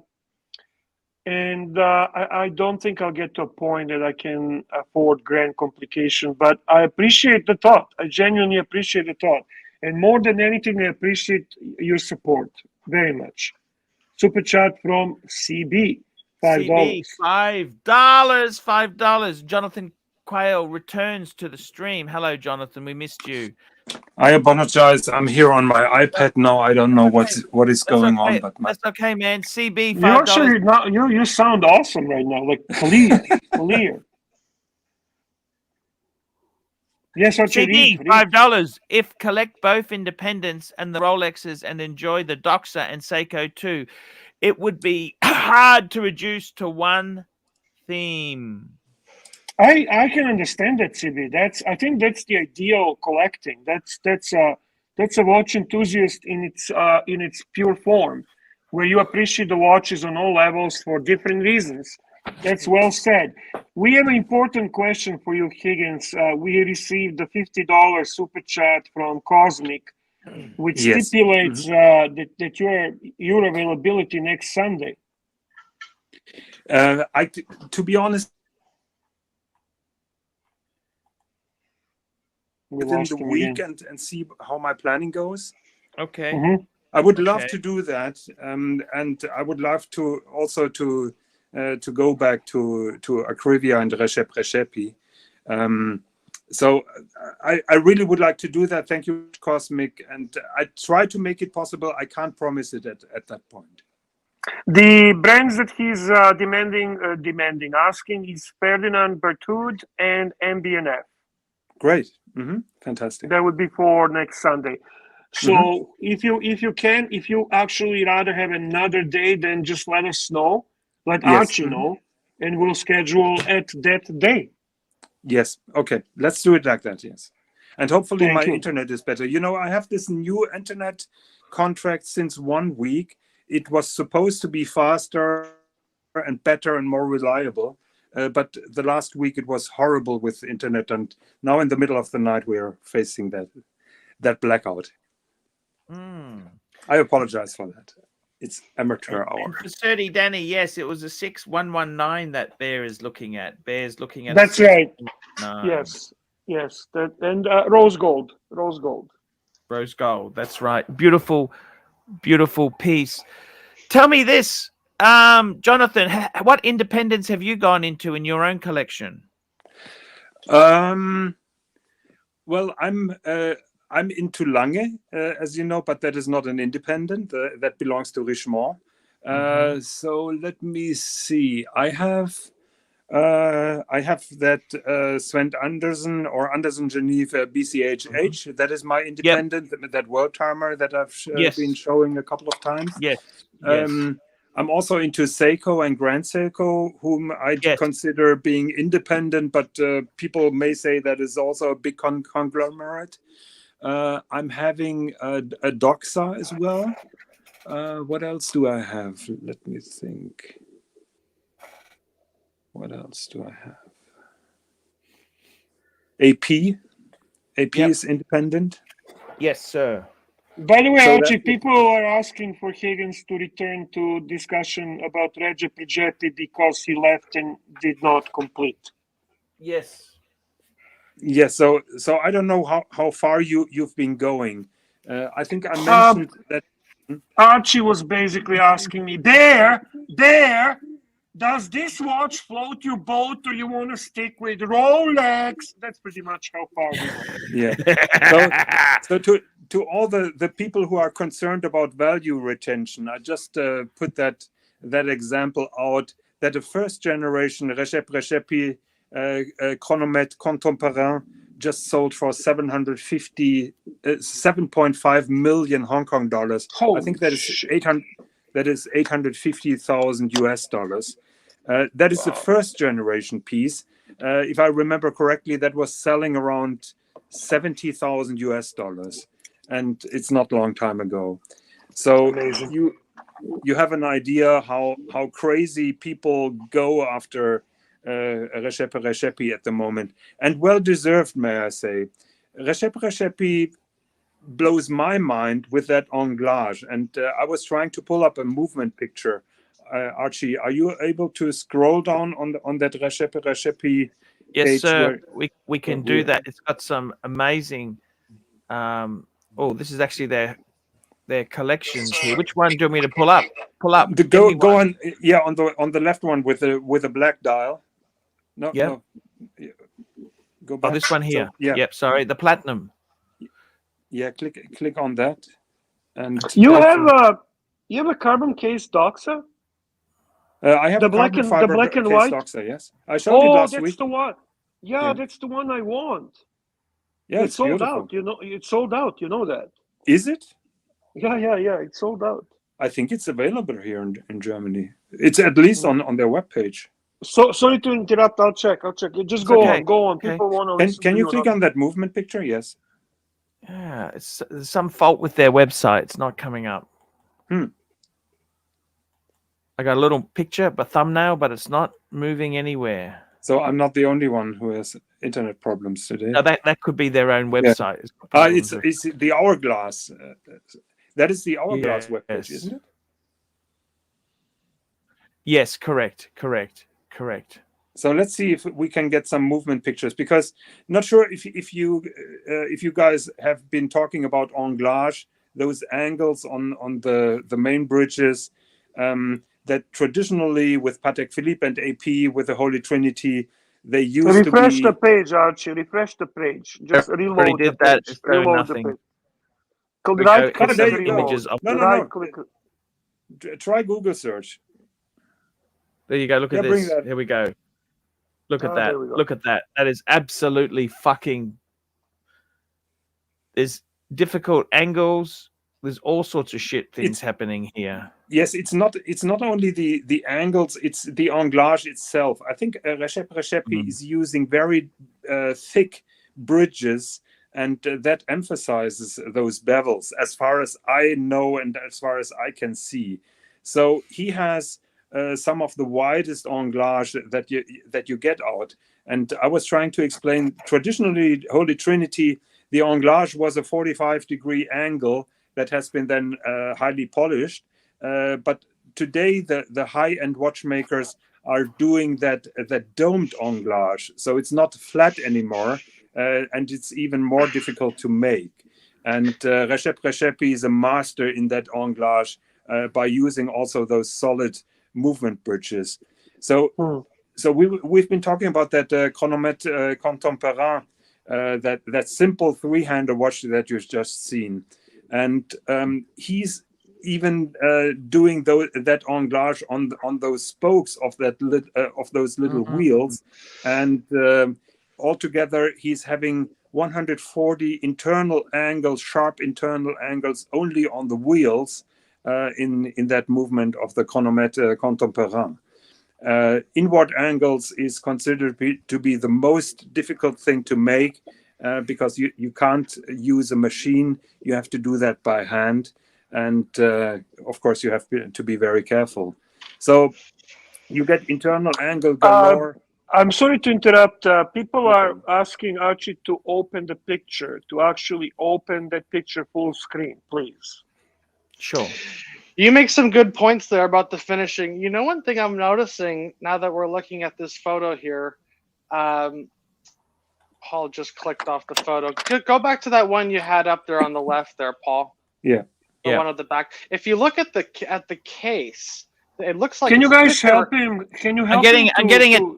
I'm getting it now. Just give me a minute, guys. It looks thicker on the right side. Isn't that weird? It looks like the movement is not centered in the case. It looks like the right side of the case has a thicker bevel. Maybe it's just the angle of the photo, but do you notice that? Am I? There you go. I know exactly what you're saying. What? You know, it's almost like the movement's not centered in the case, or maybe obviously it was on purpose, but yeah. Maybe I think not. Yeah, he's right. He's right. Look at that. You're looking at the bottom part there, aren't you? Look, it's got on the right edge. It was more clear on the direct overhead. The angle, it's not so interesting. You think it's sloping on the right side? It might have just been the angle of the No, yeah. See, it looks like it's wider on the. The crown side is thinner than the other side. Yes. I think that's just the bridge. The bridge, it's giving you that illusion. No, outside of that, outside of the sapphire. I'm talking about the steel, the case. You notice that? The case, Archie. The actual. Yes, between the screws. On the right side, it looks thicker. No, it's not. Yes. It's not. It's not the. It's the angle. It's no, the angle. I think that is a reflection. You see what I'm seeing? That okay? Yeah. See, it's really clear there. No, it is. No, look, Kessler, it is right. Guys, take a look. Look at the right side. Look at the left side where the crown is. Look at the outside. Perhaps it's the lighting. I'm not sure. No, guys, the Acrivia has those crown guards, so that may be. So that Acrivia, if you see the picture from the front side, you can see those crown guards. So probably that is what you're observing. Archie, Forbidden Colossus tell you double click the fucking picture, you stupid man. Thank you. What is this? What do you mean? This is very. Oh, is this Acrivia? This is That is yeah, Acrivia. the very intricate swan neck spiting. Swan neck spiting. Nice. Beautiful. Dueling swan necks. Dueling swan neck. Beautiful. So Todd Levin says the case is symmetrical. It's the shadows. All Rechepi cases are individually made by Jean-Pierre Hagman, and that is also one of the things that set him apart. Jean-Pierre Hagman is considered to be the best case maker in. I think he's he's located in Geneva. Jean-Pierre Hagman is now over 80 years old, and he came back from retirement to teach Rechepi the craft of case making. Wow. So at the moment, Rechepi, being the master in making those movements, is the apprentice kind of from of the big Jean-Pierre Hagman, and is studying and doing some research on case making. Wow. That's amazing, actually. That's truly amazing. And the funny thing is, I've never heard Jean-Pierre Hagman until Jean-Claude Biver was mentioning him in an interview. And he said for the very high complicated hublots that he made with minute repeater, he was referring to his old friend Jean-Pierre Hagman, because he's hands down doing the best cases in the business. Wow. Amazing. We have about 120 viewers at the moment. Guys, I just want to spruik a little bit Swiss and John channel. This is the channel where Jonathan Higgins and Swiss are talking the horology in the same way that Higgins is doing it here tonight. Higgins, can you put the link to your channel, please, in a private chat? Or if you have a... I can't do that at the moment, because when I can do it, but I'm getting muted then. I don't know. I'm going to do it. You guys talk. You guys talk. Yeah. I apologize for my technical No issues. No worries. You know, another thing I noticed You guys talk. on the screws themselves, there's like 3 little notches surrounding it. What I think that is a way of securing the screws so they don't back out. But I'm curious how they get them out, if that's the purpose. I'm not sure what you mean. There's like 3 notches around each of the screw heads on the bridges. Yeah, there may be some form of staking. Some form of staking where after the screws are installed, they'll tap in a little. I've seen that on metal. I've seen that, but I'm just curious, how would they get that out? You know, usually that's pretty permanent. Yeah, exactly. There's probably a technique, or maybe you got to just drill the screw out. So, but Kalsowitz earlier mentioned those independent lux. I think also with Hagman cases, that's the case. So you can replace the lux if you want. Yeah, that's a nice touch. I like that. I'm going to share this link here. This is for Higgins' channel. I want you guys to all sign up to it. Swiss and John show. Absolutely great watch talk. Great sentiment. Have you ever watched us, Archie? I love your stuff you do. You know, I really do there. I'm even going to pin the link for a bit. Okay, I'm going to Thank pin you very the much. link so you guys can have a look. I got to be. Please subscribe. That's right, Bear. That's the way to go. It, Bear. Do it now. I got to tell you, Bear. This stuff here is mind blowing. This stuff is mind blowing in such small quarters. Is this the elite watchmaking of the world, Jonathan? Is this it? Yes. This is it. Yes, and I'm not sure if any of your viewers has had the privilege to see the Rechepi chronomètre contemporain.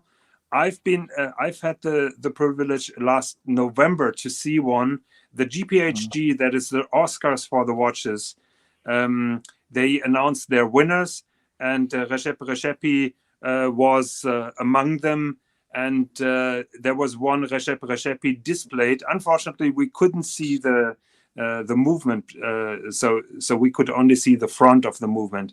But it's simple and it's just beautiful and gorgeous. Tell me this: why can't someone like Lange or Patek produce stuff at this level? Why? Because at that quality, you can't produce 5,000 watches a year. It's not economical. Okay. They're not going to make as much money. Yeah. That is another factor, yes. Yeah. Look at how rich the Sterns are. You go to the Grönfelds, those guys are not, they're normal people. I mean, yeah, they're well off, but they're not raking it in, you know? No, but you also have to have the qualified watchmakers. And I know, for example, Lange is struggling to find enough watchmakers to make their watches at the level that they're producing at the moment. So watchmakers who Jonathan, yeah. I want to say this. They're struggling to find. Let me just get this CB super chat here. CB $5. Archie does not watch other people's channels. The little free time he has is dedicated to dedicating it to Japanese porn. Thank you. The funny thing is with watchmakers, they won't sell you parts. Like, say you work for Rolex, right? Mm. You work there for, say, 20 years, okay? 20 years. So you start there when you're 20, and then at 40, you think, you know what? I want to go on my own and fix service watches myself. Rolex will not supply parts to you, correct? Yes.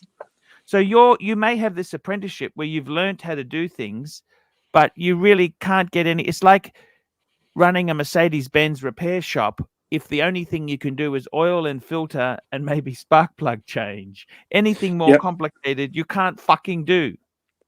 I think you're touching a very good topic. And I think that entire policy, no matter which manufacturer it is, I find it absolutely appalling. Right to repair, I think they should make those spare parts.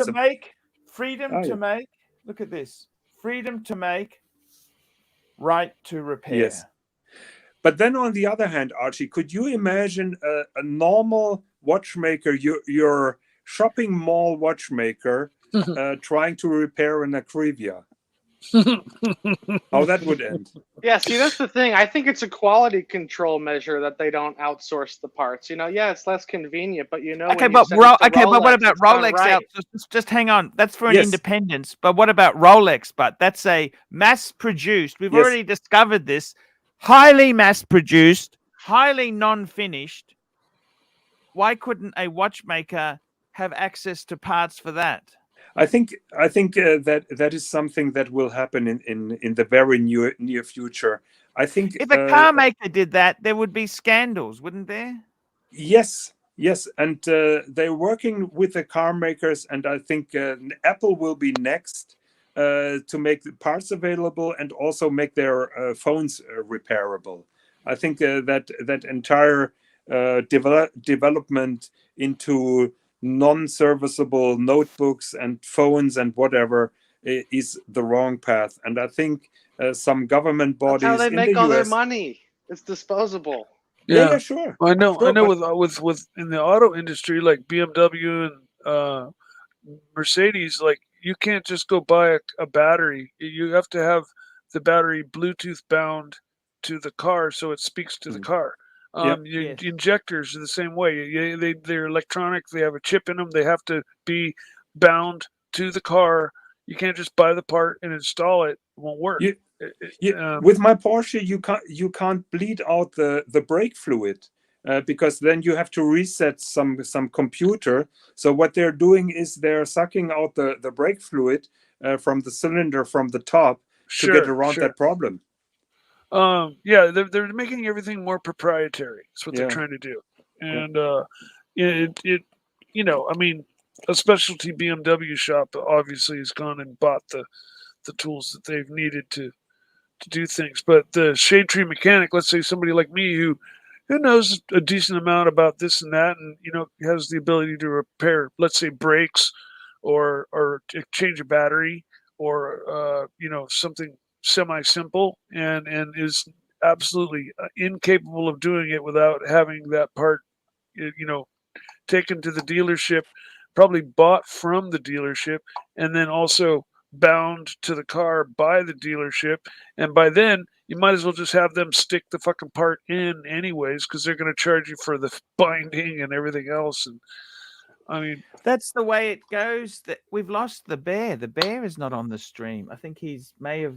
We appreciate him coming on. He sort of came in, helped me out a bit there when we were floundering a bit. Jonathan, getting back to this this recipe here. Yes. It's gorgeous. Realistically, it still would be a difficult watch to sell if you are not super rich. Like, say, a normal person like Kalsowitz bought one, right? Mm. Dealers don't really know this stuff. They wouldn't necessarily pay you huge money for it, would they? I think you mean if you want to sell it? Yes. I think there'd be people lined up to buy this. Yes. Just contact Philips and you will have no problem. Put the word out, and there'd be 10 people ready to take it off your hands. Kesslowitz, are you scared about that? If you bought one of these, how do you get out of it? No, I think this is definitely an auction watch. You don't bring this to a dealer. Bear says it would be easy to sell. It would be easy to sell. Yes. Now, Jonathan, let's getting back into these recipes here. Mm-hmm. I honestly having hard trouble. So there's the recipe, and then there's the Acrivia. Acrivia is. Mm-hmm. Why the fuck? I don't understand it. That's just a confusing product. He doesn't line. like the separation. I don't like the separation of the two there. It's like Rolex and Tudor. Yeah, but they're the same quality, though. It's the same quality. There's no one. One's not better than the other. It's just different styling. I definitely think there's something with the management. There's something different, like you mentioned the partner he had with the. Yeah, I think there's some sort of ownership, structural change. Yeah. Yeah, there's probably some contractual thing. What happens to these brands here when the head guy dies or departs the company? What's going to happen? Tell me this. Question. What the hell happens with these things? Well, the rumor is with FP Journe, when he hits the can, then they're all going to go up. The rumor is that the prices are just going to skyrocket. Who knows? How would you get it serviced? How would you get it? Most of these companies have so many people working for them already. Like Laurent Ferrier has his son. Forgot the guy's name, but he's actually designed most of their movements. Todd Levin says, Archie, this is not a problem for resale with high-end independents. The fact that primary price is 125,000 Swiss, just sold for 928,000 should tell you what you need to know. There you go. But if you sold this to a normal watchmaker, like if I sold this to, a normal watchmaker in Australia, he wouldn't know what to do with this thing, would he? That would be a bad move. You know what I'm saying? If he was smart, he'd turn around and sell it for 928,000 and make 775. Look, Archie, we are living in a time where information is everything. So even if you don't want to go the auction route, I'm pretty sure you once put a recipe on Chrono 24. I think there will be enough people who will jump on it and buy it. So I think you really shouldn't worry about are you able to sell this watch or not. Those are pieces of art. Those are Mona Lisas or whatever, and they will have a market. And there are so many rich people out there who are well informed and really appreciate this kind of watch. So it shouldn't be a problem to get rid of one. I think if you owned one, you'd probably be in like the club. And the finish, the finish on this thing here, right? The finish on this sort of stuff, let's look at this. So this is roughly the same sort of size as that 6119 Bear's looking at. Okay. Yes. Mm-hmm. That is 38. 38 or 39. I think it's 40. The 6119. Yeah. No, the recipe. Yeah, the recipe. Yeah. But the thing is, it's what you're saying is it's the level of finish, the hand finishing. It's just this is like a bespoke watch. Yes. In fact, no two of these would be the same. They'd all be slightly different, wouldn't they? Because Yeah, in terms of finishing, yes. And these are built like not a production run where somebody doesn't do one bit like an assembly line. These are built from scratch, ground up. Repairability is a one watchmaker brand. So there is one watchmaker working on your watch. Yeah, fair point there. That's the same thing with FP Journe. They told me that if your watch ever goes back for warranty, it goes back to the same watchmaker that built it, so they can learn from their mistake, which is kind of cool. And yeah, tell me this: how rich do you think you'd have to be to acquire one of these? Like, this is a person who's got what do you envisage this person having as a collection? You should be able to throw that watch off a cliff and not have it ruin your day. That's when you're ready to buy that. You got to be able to buy. If you can afford 10 of them, you can afford it. Okie dokie. Yeah, but there are so many people who would kill someone to get access to one of those watches. So yeah. Yeah. I get what you're saying there. What's your favorite in this lineup here? What's your favorite? For me, the chronomètre contemporain in platinum with a black dial. That's the one we had before, wasn't it? Yes. Yeah, CB $5. If you service an FP Journe, it doesn't go to the factory. It goes to France to their service center. Oh, that's interesting. Well, that's what I meant. The manufacturer. That's what I meant. I actually think they have a service center in Miami. I don't think it actually even goes to Europe. Okay. Maybe it's in Texas. Interesting. That's a hard one. Tell me this: with these independents, what sort of when you were working in the watch industry, Jonathan? What sort of person buys this? How many years collecting have they been doing it? Like, how many Langes, how many Pateks would they have before they start venturing into this stuff? Actually, there are some not mainstream collectors, and there are people who really go very much directly then to the independents. So it doesn't necessarily mean they have a big Patek Philippe collection. Some people are really into that independent watchmaking stuff, and of course everybody started somehow with a Rolex or 2 or 3, and probably they have a Patek Philippe also in their collection. But it doesn't mean you have to have a big Patek collection and then you're moving over to the independents. There are some people who are just collecting off the broad path. How many?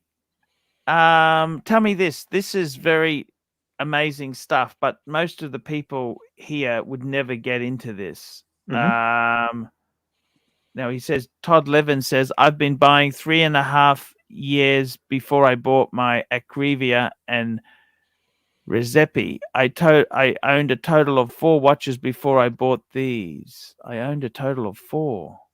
Okay. Yeah, look. So you don't have to have an extensive watch collecting career. That is what he's saying. What do you think is an affordable independence? Something that someone Nomos.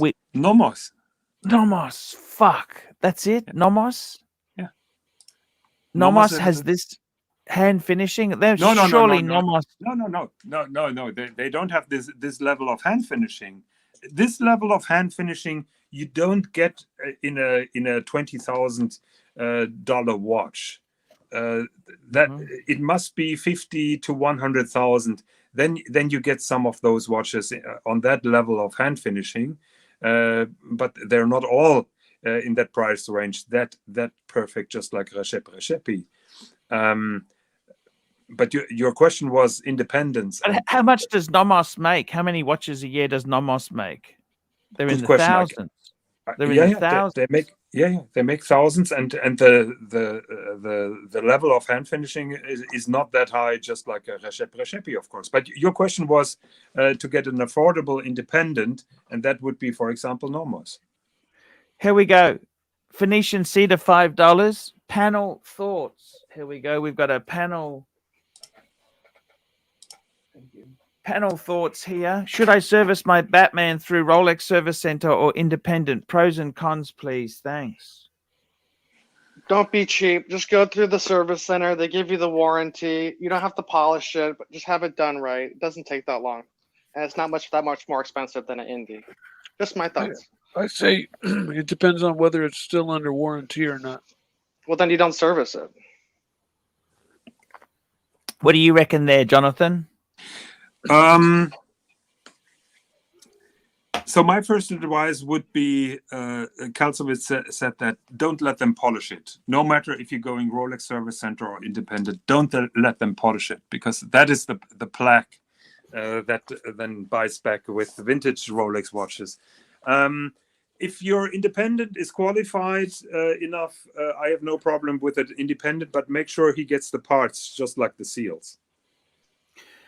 Because some independents don't get the seals, and then they cut short by servicing the watch but not replacing the seals, and then you're running into water resistance trouble. Bear Clooney watches, always Rolex Service Center. Yeah, I agree. And another thing with the polishing, everyone makes such a big deal out of that. It's really on the vintage that it's a big deal. Most of these moderns, if you do a light touch-up, not that I'm recommending it, no one's going to notice. And I'd say over 90% of Rolex is sold at gray market. If it's a modern Rolex, it's probably polished. It's been touched up. And it really doesn't make much difference, It's only once you get into the 5th, 6th, 7th polish.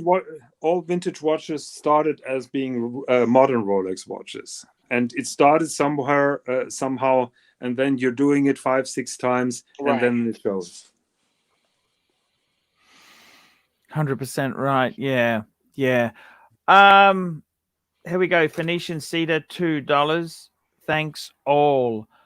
I used to be a big fan of the independents. The thing is, I think if you've got a 90s Rolex, an independence can be quite good.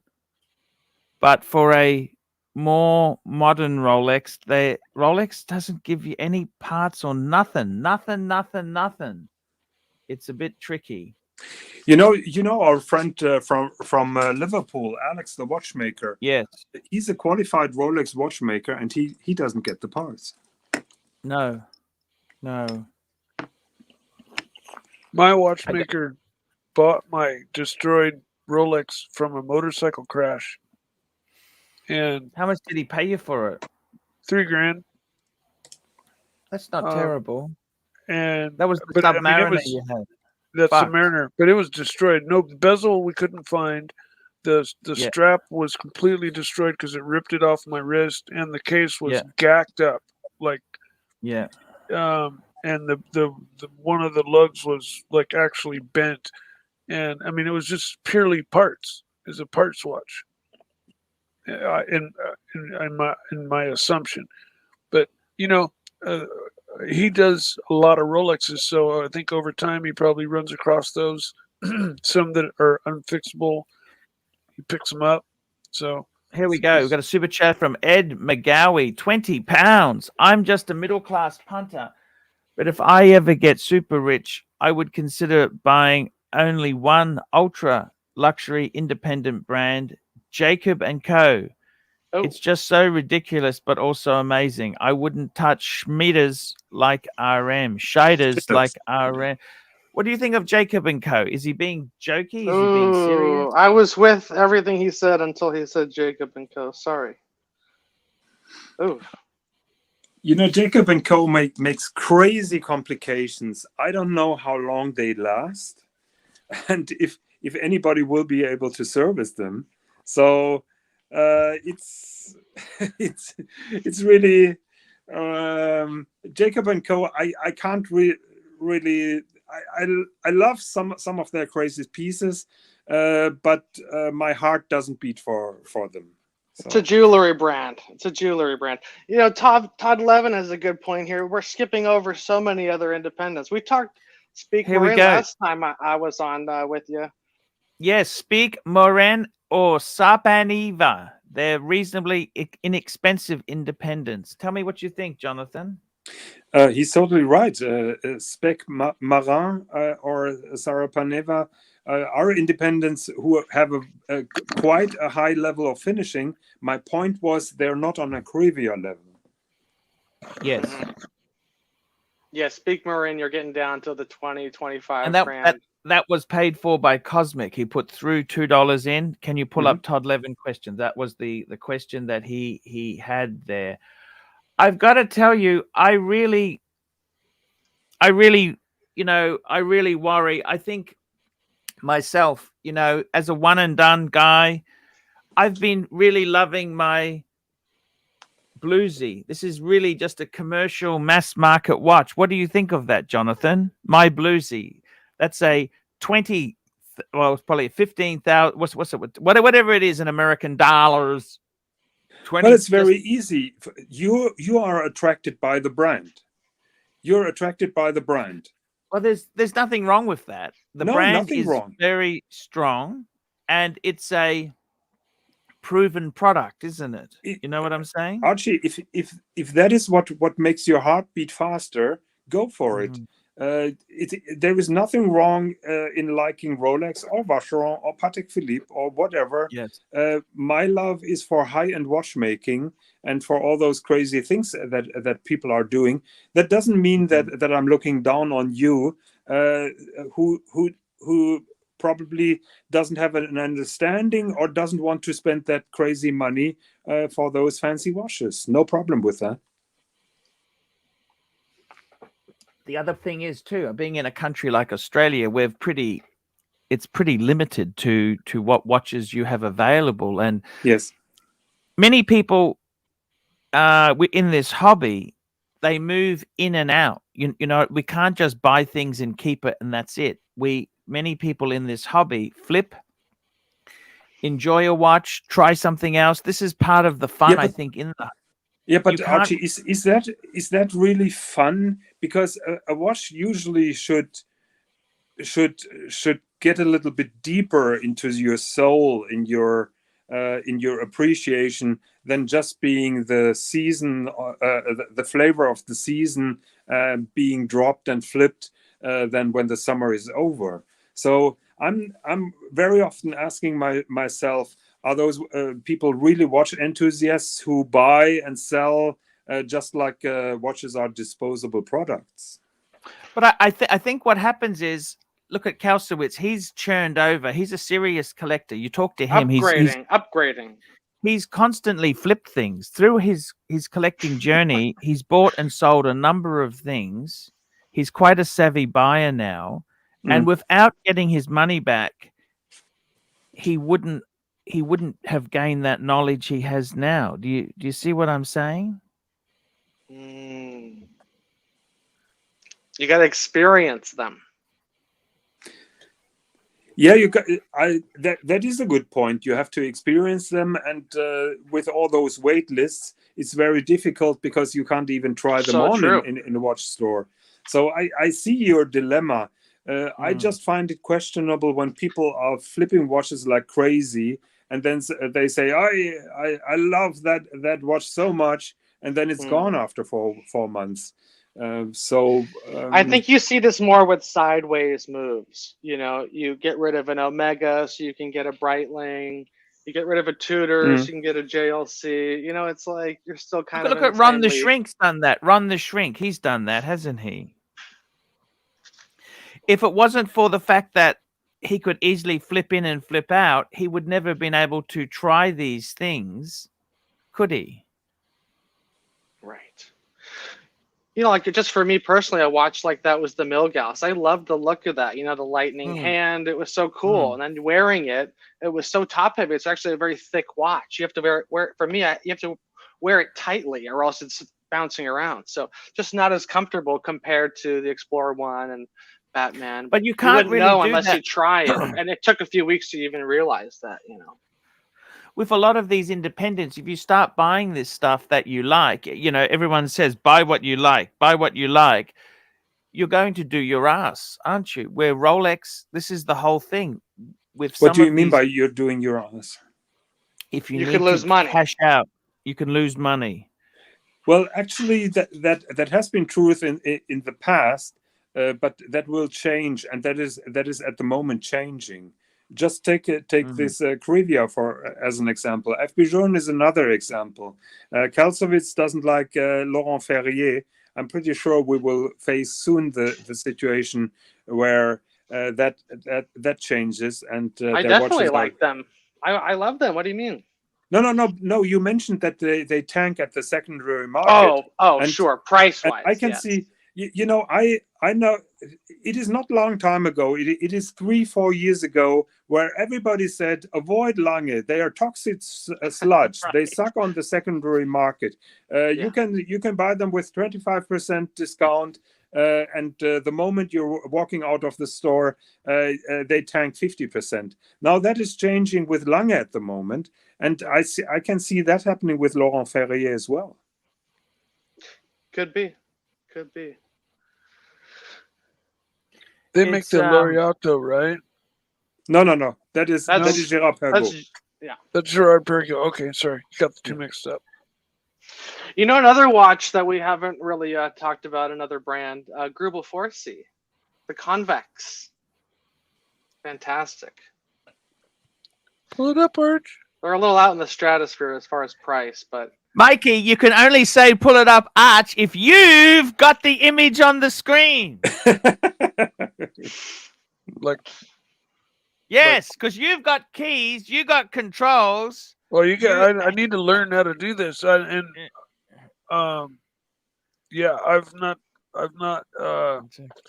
not gone through these motions yet. So yeah. So, but Kaslowitz brought a very good point, and Swiss and this is a watch dealer in Australia. Okay, look at this. This is a watch dealer. He actually is selling more. How would you put it? He sells more independent type watches. Okay, he's got a business called Define. Moritz So the brands Grossman's pretty high end. So the brands he sells. Let's have a look here. Look at so he's selling. What do you think of these brands? He goes Sin, Armin Strom, Alexander. What's that? Armin Strom, Benzinger. Do you recognize these brands, Jonathan? Yeah, some of them. Yeah, yes. Sin, Benziger, I definitely recognize. Not Dornblut and Erwin Sattler. Now we are getting close. Yes. He's got the Benzinger, Grieben Benzinger, Habrig, Hanhart. Let's have a look here. Kudok. Even that Kudok. Look at that Kudok. For sure. He's very strong into German brands. Lehmann does fantastic watches, by the way. That's they're very expensive. Okay, so that's the brands there, right? Yeah. And the thing is, a lot of these things here, I think the danger is, so he specialized shop the world's leading Swiss, German, and Austrian independent watch brands. That's what he specializes in. And I think for somebody who wants to flip in and out, this may not be the best stuff to buy. You know what Definitely. I mean? But Definitely. But if you love the brands, I like these Bruno Sol watches. I don't know if you've seen these. Zunle. I always thought these were because they're quite affordable. You know what I mean? Quite affordable. Interesting design cues on them. I personally find them very generic. If you remove the watch brand, people will confuse them with Seiko. Anything. Exactly. Yeah. What are they doing different? Yeah, fair point. Okay, they look a bit like a Rado. He's copied all sorts of designs all over the shop, hasn't he? Yeah. Really? And come on, Paul, call it what it is. It's an ETA shitter. Yeah, it is what it is. But look, the thing is, for many of these watches here, I think the danger is if you want to build the hobby, you buy something expensive at the $5,000 mark. And how are you going to get out of it? You know what I mean? What are you going to do? What are you going to do? You gift it to a family member when you don't want it anymore. Like, I mean, you say you buy a Morris Grossman. What the fuck are you going to, how are you going to get rid of that, really? Really? Seriously. I mean, it's great workmanship on it, but how the fuck, I mean, this is the danger. You buy one of these for 50,000, you might get 15 But from a dealer. that's a mistake. Well, that's what you do. You buy it used for 25. I think if you buy anything for 40, 50 cents on the dollar, you're pretty safe. I mean, with the Patek, you buy a Patek, you know, looking at Patek sort of money, like Bears look at these here, like here. This is a Morris Grossman Index Rose 57, says 60,000. You buy a secondhand 5196 for 25. You'll always get your 25,000 back. Yeah, but the movement is nicer finished than with your Patek Philippe, and that is what is attractive to some people.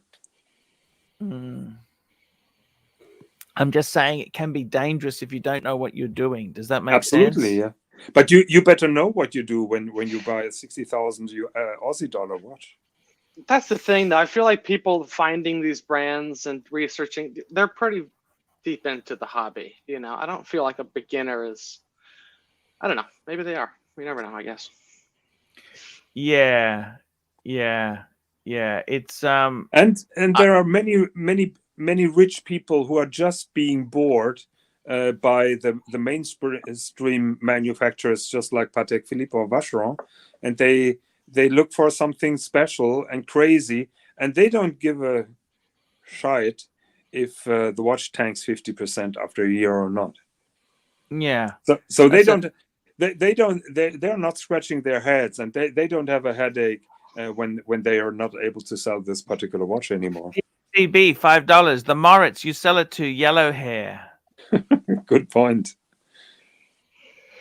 It's Paul, I want to ask you a hypothetical question. Sure. Hypothetical. Yes. So, you know, I have the Explorer 1 and the Batman. Yes. You got the 39 mil Explorer 1. We're just talking hypothetical. We're just shooting the shit here. I'm thinking trade-in value on those two, give or take, is about 25,000. Okay.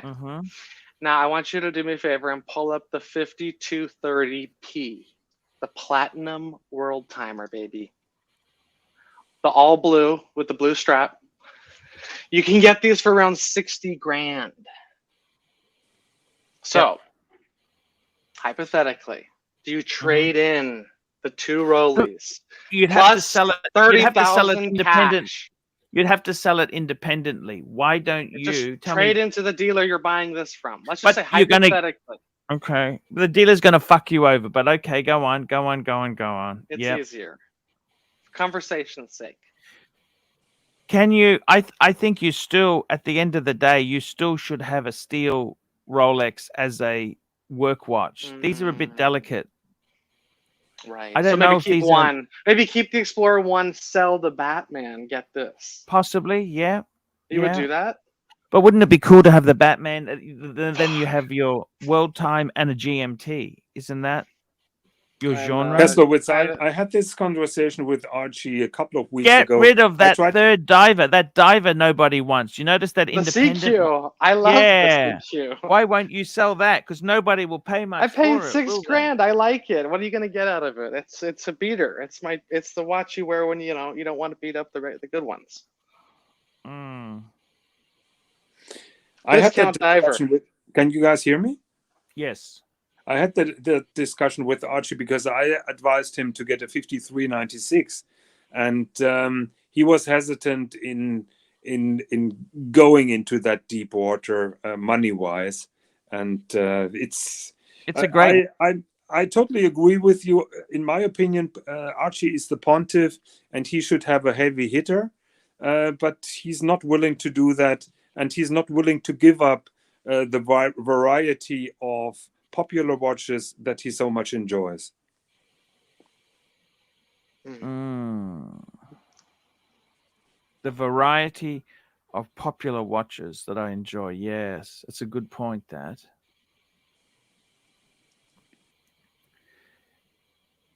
it's. You like this watch? You like this watch? I love this watch. The only thing is, why don't you get the standard white gold version? Because if you ding the platinum, the metal's still there, and it's heavier. Platinum and still. it looks better. The solid blue dial. It does. I admit the blue looks amazing, but I would probably. I reckon the sweet spot in Patek would be a 5130. You know, that's the. See, if I'm gonna take a step down, I'll go 5212. I mean, I'll just go back to that weekly calendar. I'm just thinking, if you really wanted to. 30. Look at this in platinum. Look at that. It's fucking good. It's the that's largest, good. 39.5 mil. No, But it has the ugly hand. I don't think that's ugly. That's the monocle. That's the German hand. That's the monocle. Next thing you know, you scratch it. You're pissed. You know, the platinum. At least you could. You could buff it out. This is platinum. This is platinum. This one. Oh, really? This is the 5130p. Oh, right. I don't. Yeah, but I like the new style. The new style. Like, is if you scratch either of them, they're going to get scratched, aren't they? Yes. Yes. I just scratched my platinum Grand Seiko, and it drives me crazy.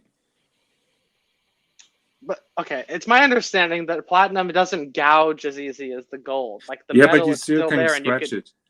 Sure, but it's not gone. Is what I'm saying.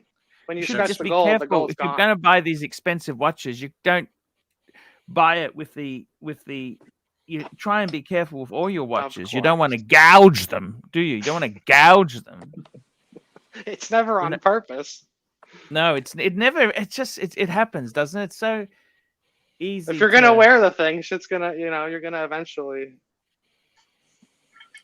do something. Yeah, exactly right. Actually, you don't look like you've been 20, so you expect your watches to look like they're just out of the shop all the time. I know what you're saying. This world timer is just a lot more antiquated. The new one's just, I don't know. You like the new one more, don't you? That's what you're saying. Aesthetically, you got to look down at your wrists and be like that. What about the 5110? That's the first series, the one that I had. You get that in platinum, but isn't that just gold? No, this is a platinum one. They did that in platinum. I don't know. That was I can't get over those crown guards on a Calatrava. I think they just don't make sense. Oh, but that's the era. That was the early 2000s. We're full of optimism. You know what I mean? I think they. So does the crown guard stand for optimism? It was a new direction they were taking. Yeah. But to me, crown guards are a sign of a tool watch, of a toolish watch. And why having it on a classic Calatrava? It's just you have a Bentley and then you put a big wing on the boot. It kind of look. It is what it is. It's just a design cue. It's one of these things that. Yeah. But I don't have to like it. I liked it because I remember when these came out. See, I like it because when they came out, I never had anything. I was, I thought, I thought it was kind of cool. Like it was, because at this time, sports watches were sort of. There is a comment by Jin who says crown guards seem to say pessimism more than optimism. Pessimism, yes.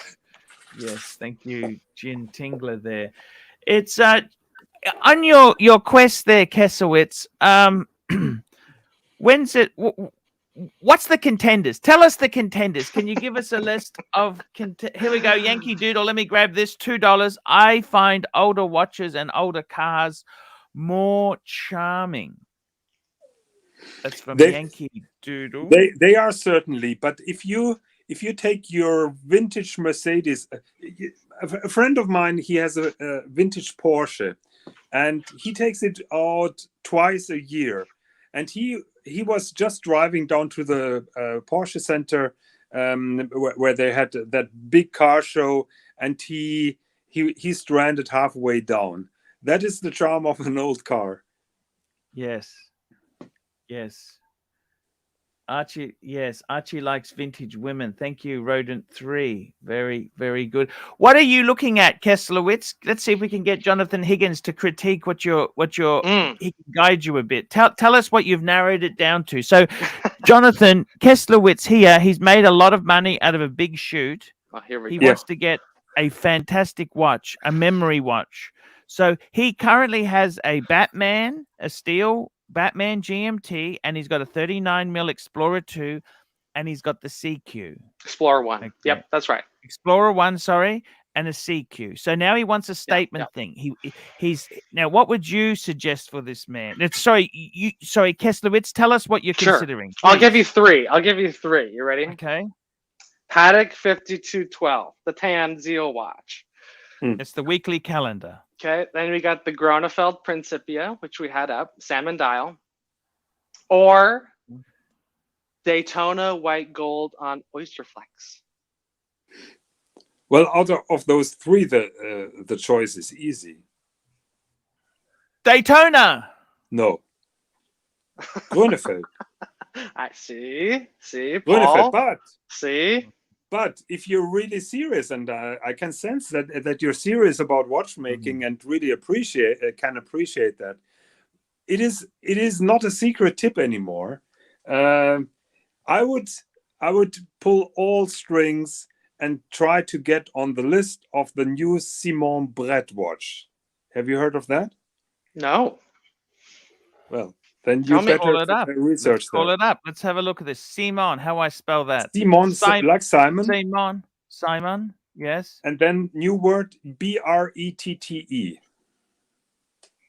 So this is another independent? Yes. Ooh, look at this. Will he get his money back? Because Kelslowitz is very worried about value retention. Archie, that watch is underpriced. That is a over $100,000 watch, and at the moment he's selling it for $50,000. He has wait lists for many years, but I would do, and currently I'm doing everything to get on his list. It looks like Braille. Like what? Braille. No, that's just the dial finish. That's just the dial finish is amazing. It is done by a specialist that he's befriended with. I have to see that watch. It is a very special kind of engraving on a gold dial.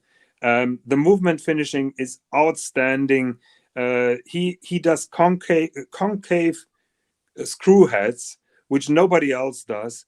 The architecture, the finishing, it is all top notch. It's insane that he's selling this watch for $50,000. What's the case material? The case of the first edition, as far as I know, is titanium. Ah, titanium.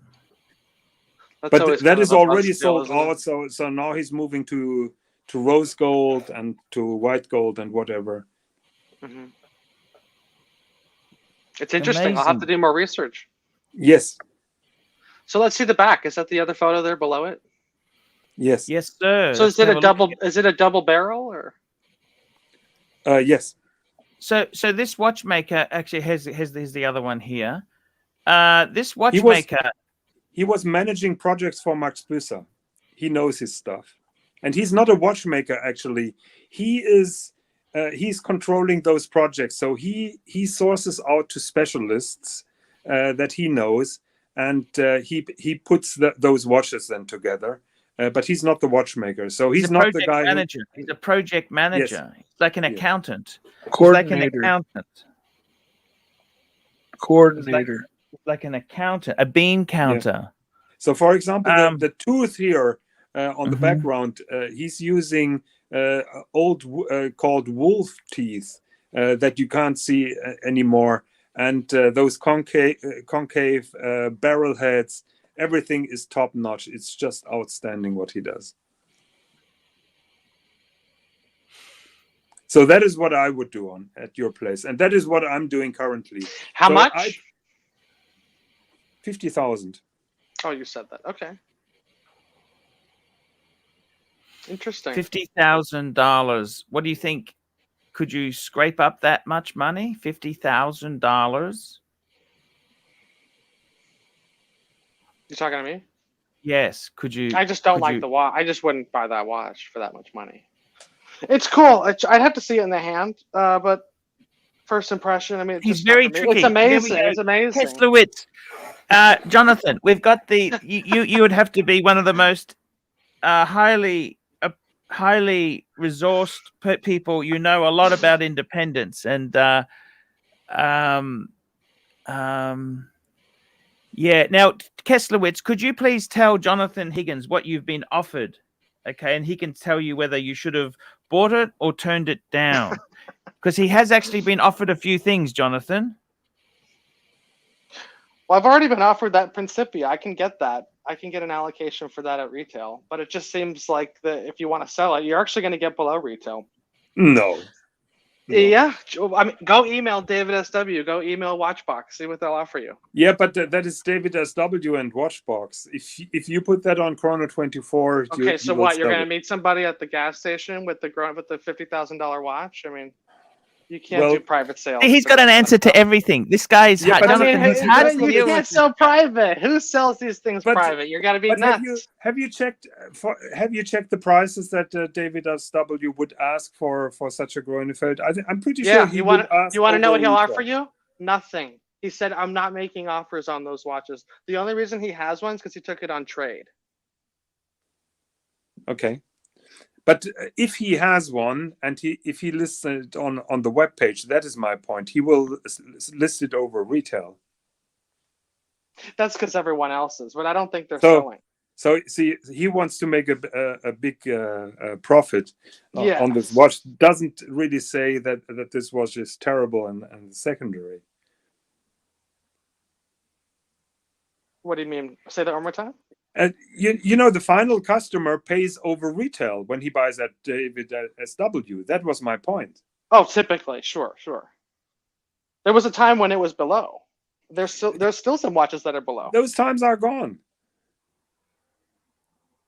There's still watches below retail. Maybe not Rolex, but but not a Principia.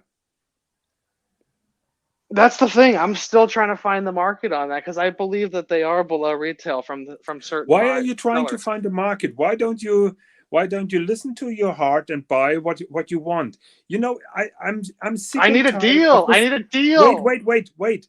Are you dating the girl that costs you the less, or are you dating the girl that you just find crazy, that you feel crazy in love with? Why is that talk always? Oh, I don't want to lose money. That is my main goal. I don't get it. Don't buy watches. Buy stocks. Buy stocks if you don't want to lose money. CB, $5. David SW is not in independence. You sell it.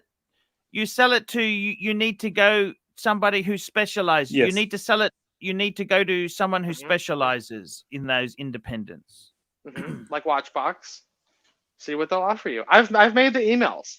Every time I get close to pulling the trigger, I send a few emails. What will I get out of this today? And but that's probably the wrong way to go. These sort of watches aren't meant to do that. But what if you can get one that's close? You see? Kesslowitz, you're dating a supermodel, and you're afraid to spend money on the restaurant bill. I'm not afraid. When I was offered the Batman, I drove down to the AD within the hour. That's a Rolex. That's not an independent. Easy choice, easy decision. See, he should. You know what? You should stick. I'll be honest with you. This is, Jonathan Kesslowitz is a pseudo intellectual. He likes to talk the independent shit, right? But at least me, I am honest enough to tell you, I want big brand name shit I can resell and get most of my money back. I tell you that. I don't taking it to the street corner. Here we go. I don't pretend that I'm a pseudo independent fan. See? You don't appreciate it? No, I don't pretend that I'd even buy this shit. I don't pretend. Whereas you're saying, I will get that. Pretending. Yeah, I get that. I want an independent, but you want it both ways. It doesn't work like that, does it? Right.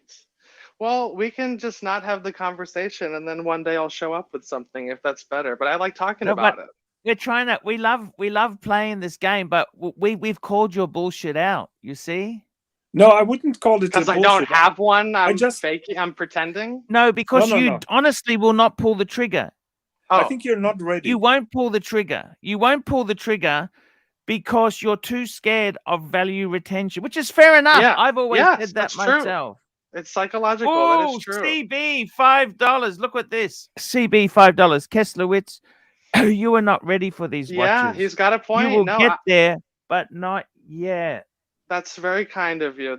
I mean, I've always bought watches in that $5,000 to $10,000 range. That's kind of the sweet spot. So when it starts going above that, you really got to make sure. At least for me, that's just how I feel about it. No, that's fair enough. There's nothing wrong with that. I mean, Jonathan, you'd have to agree. These independents are not for everyone, are they?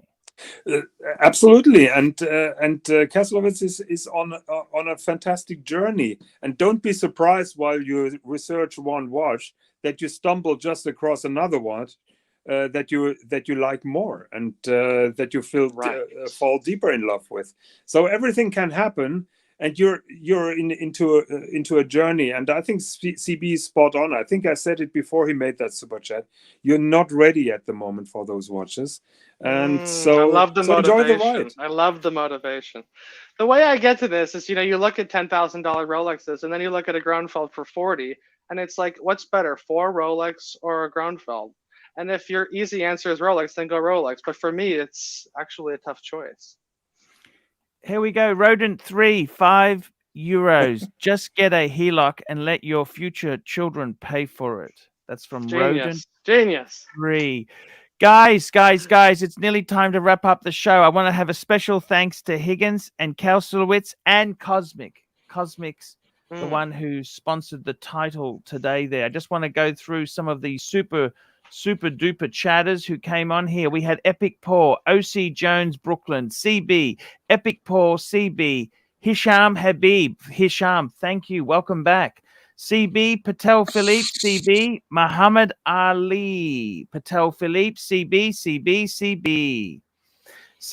Patel Philippe, Phoenician Cedar, Hisham Habib, CB, Patel Philippe, CB, Patel Philippe, CB, Patel Philippe, oh, baby girl, OG baby girl, CB. We had Cosmic, thank you so much for the title, and we'll be doing next Sunday's topic as well for you there. CB. We've got Cosmic, CB, Phoenician Cedar, Ed McGowie, CB, Cosmic, Yankee Doodle, CB, Rodent 3, Thomas Burnett. There we go. Thomas, we've got another one here. We just got Rodent 3. Just get a HELOC and let your future children pay for it. And Thomas Burnett, £10. Excellent discussion about Grunfeld and Rizepi tonight. Kudos to Cosmic for suggesting the topic. Thanks to Jonathan Higgin Quayle and the rest of the panel for contributing, and Tob Levin for insightful comments. That's from Thomas Burnett. Yeah, I would really love to discuss with Todd Levin some of the watches that we just mentioned, and particularly I would like to have his take on this Simon Brett watch, because all the watch journalists were over the moon. I was not super interested in this particular watch, but I just discovered it, and it took me a while to understand it, and I would like to know his take on that. And thanks to Mike the Snake, who sat through this, a topic that he's not really super into. So respect to you for holding, for standing by and being with us. Thank you very much. Thank you. Yeah, Mike, it was great to have you on there. I must say, Mike, it's always a pleasure to have you on here. Guys, we'll be back. I'll be streaming in 9 hours' time. Guys, in the morning show. Thank you so much. God bless, and see you tomorrow, guys. Thank you. Great show, guys.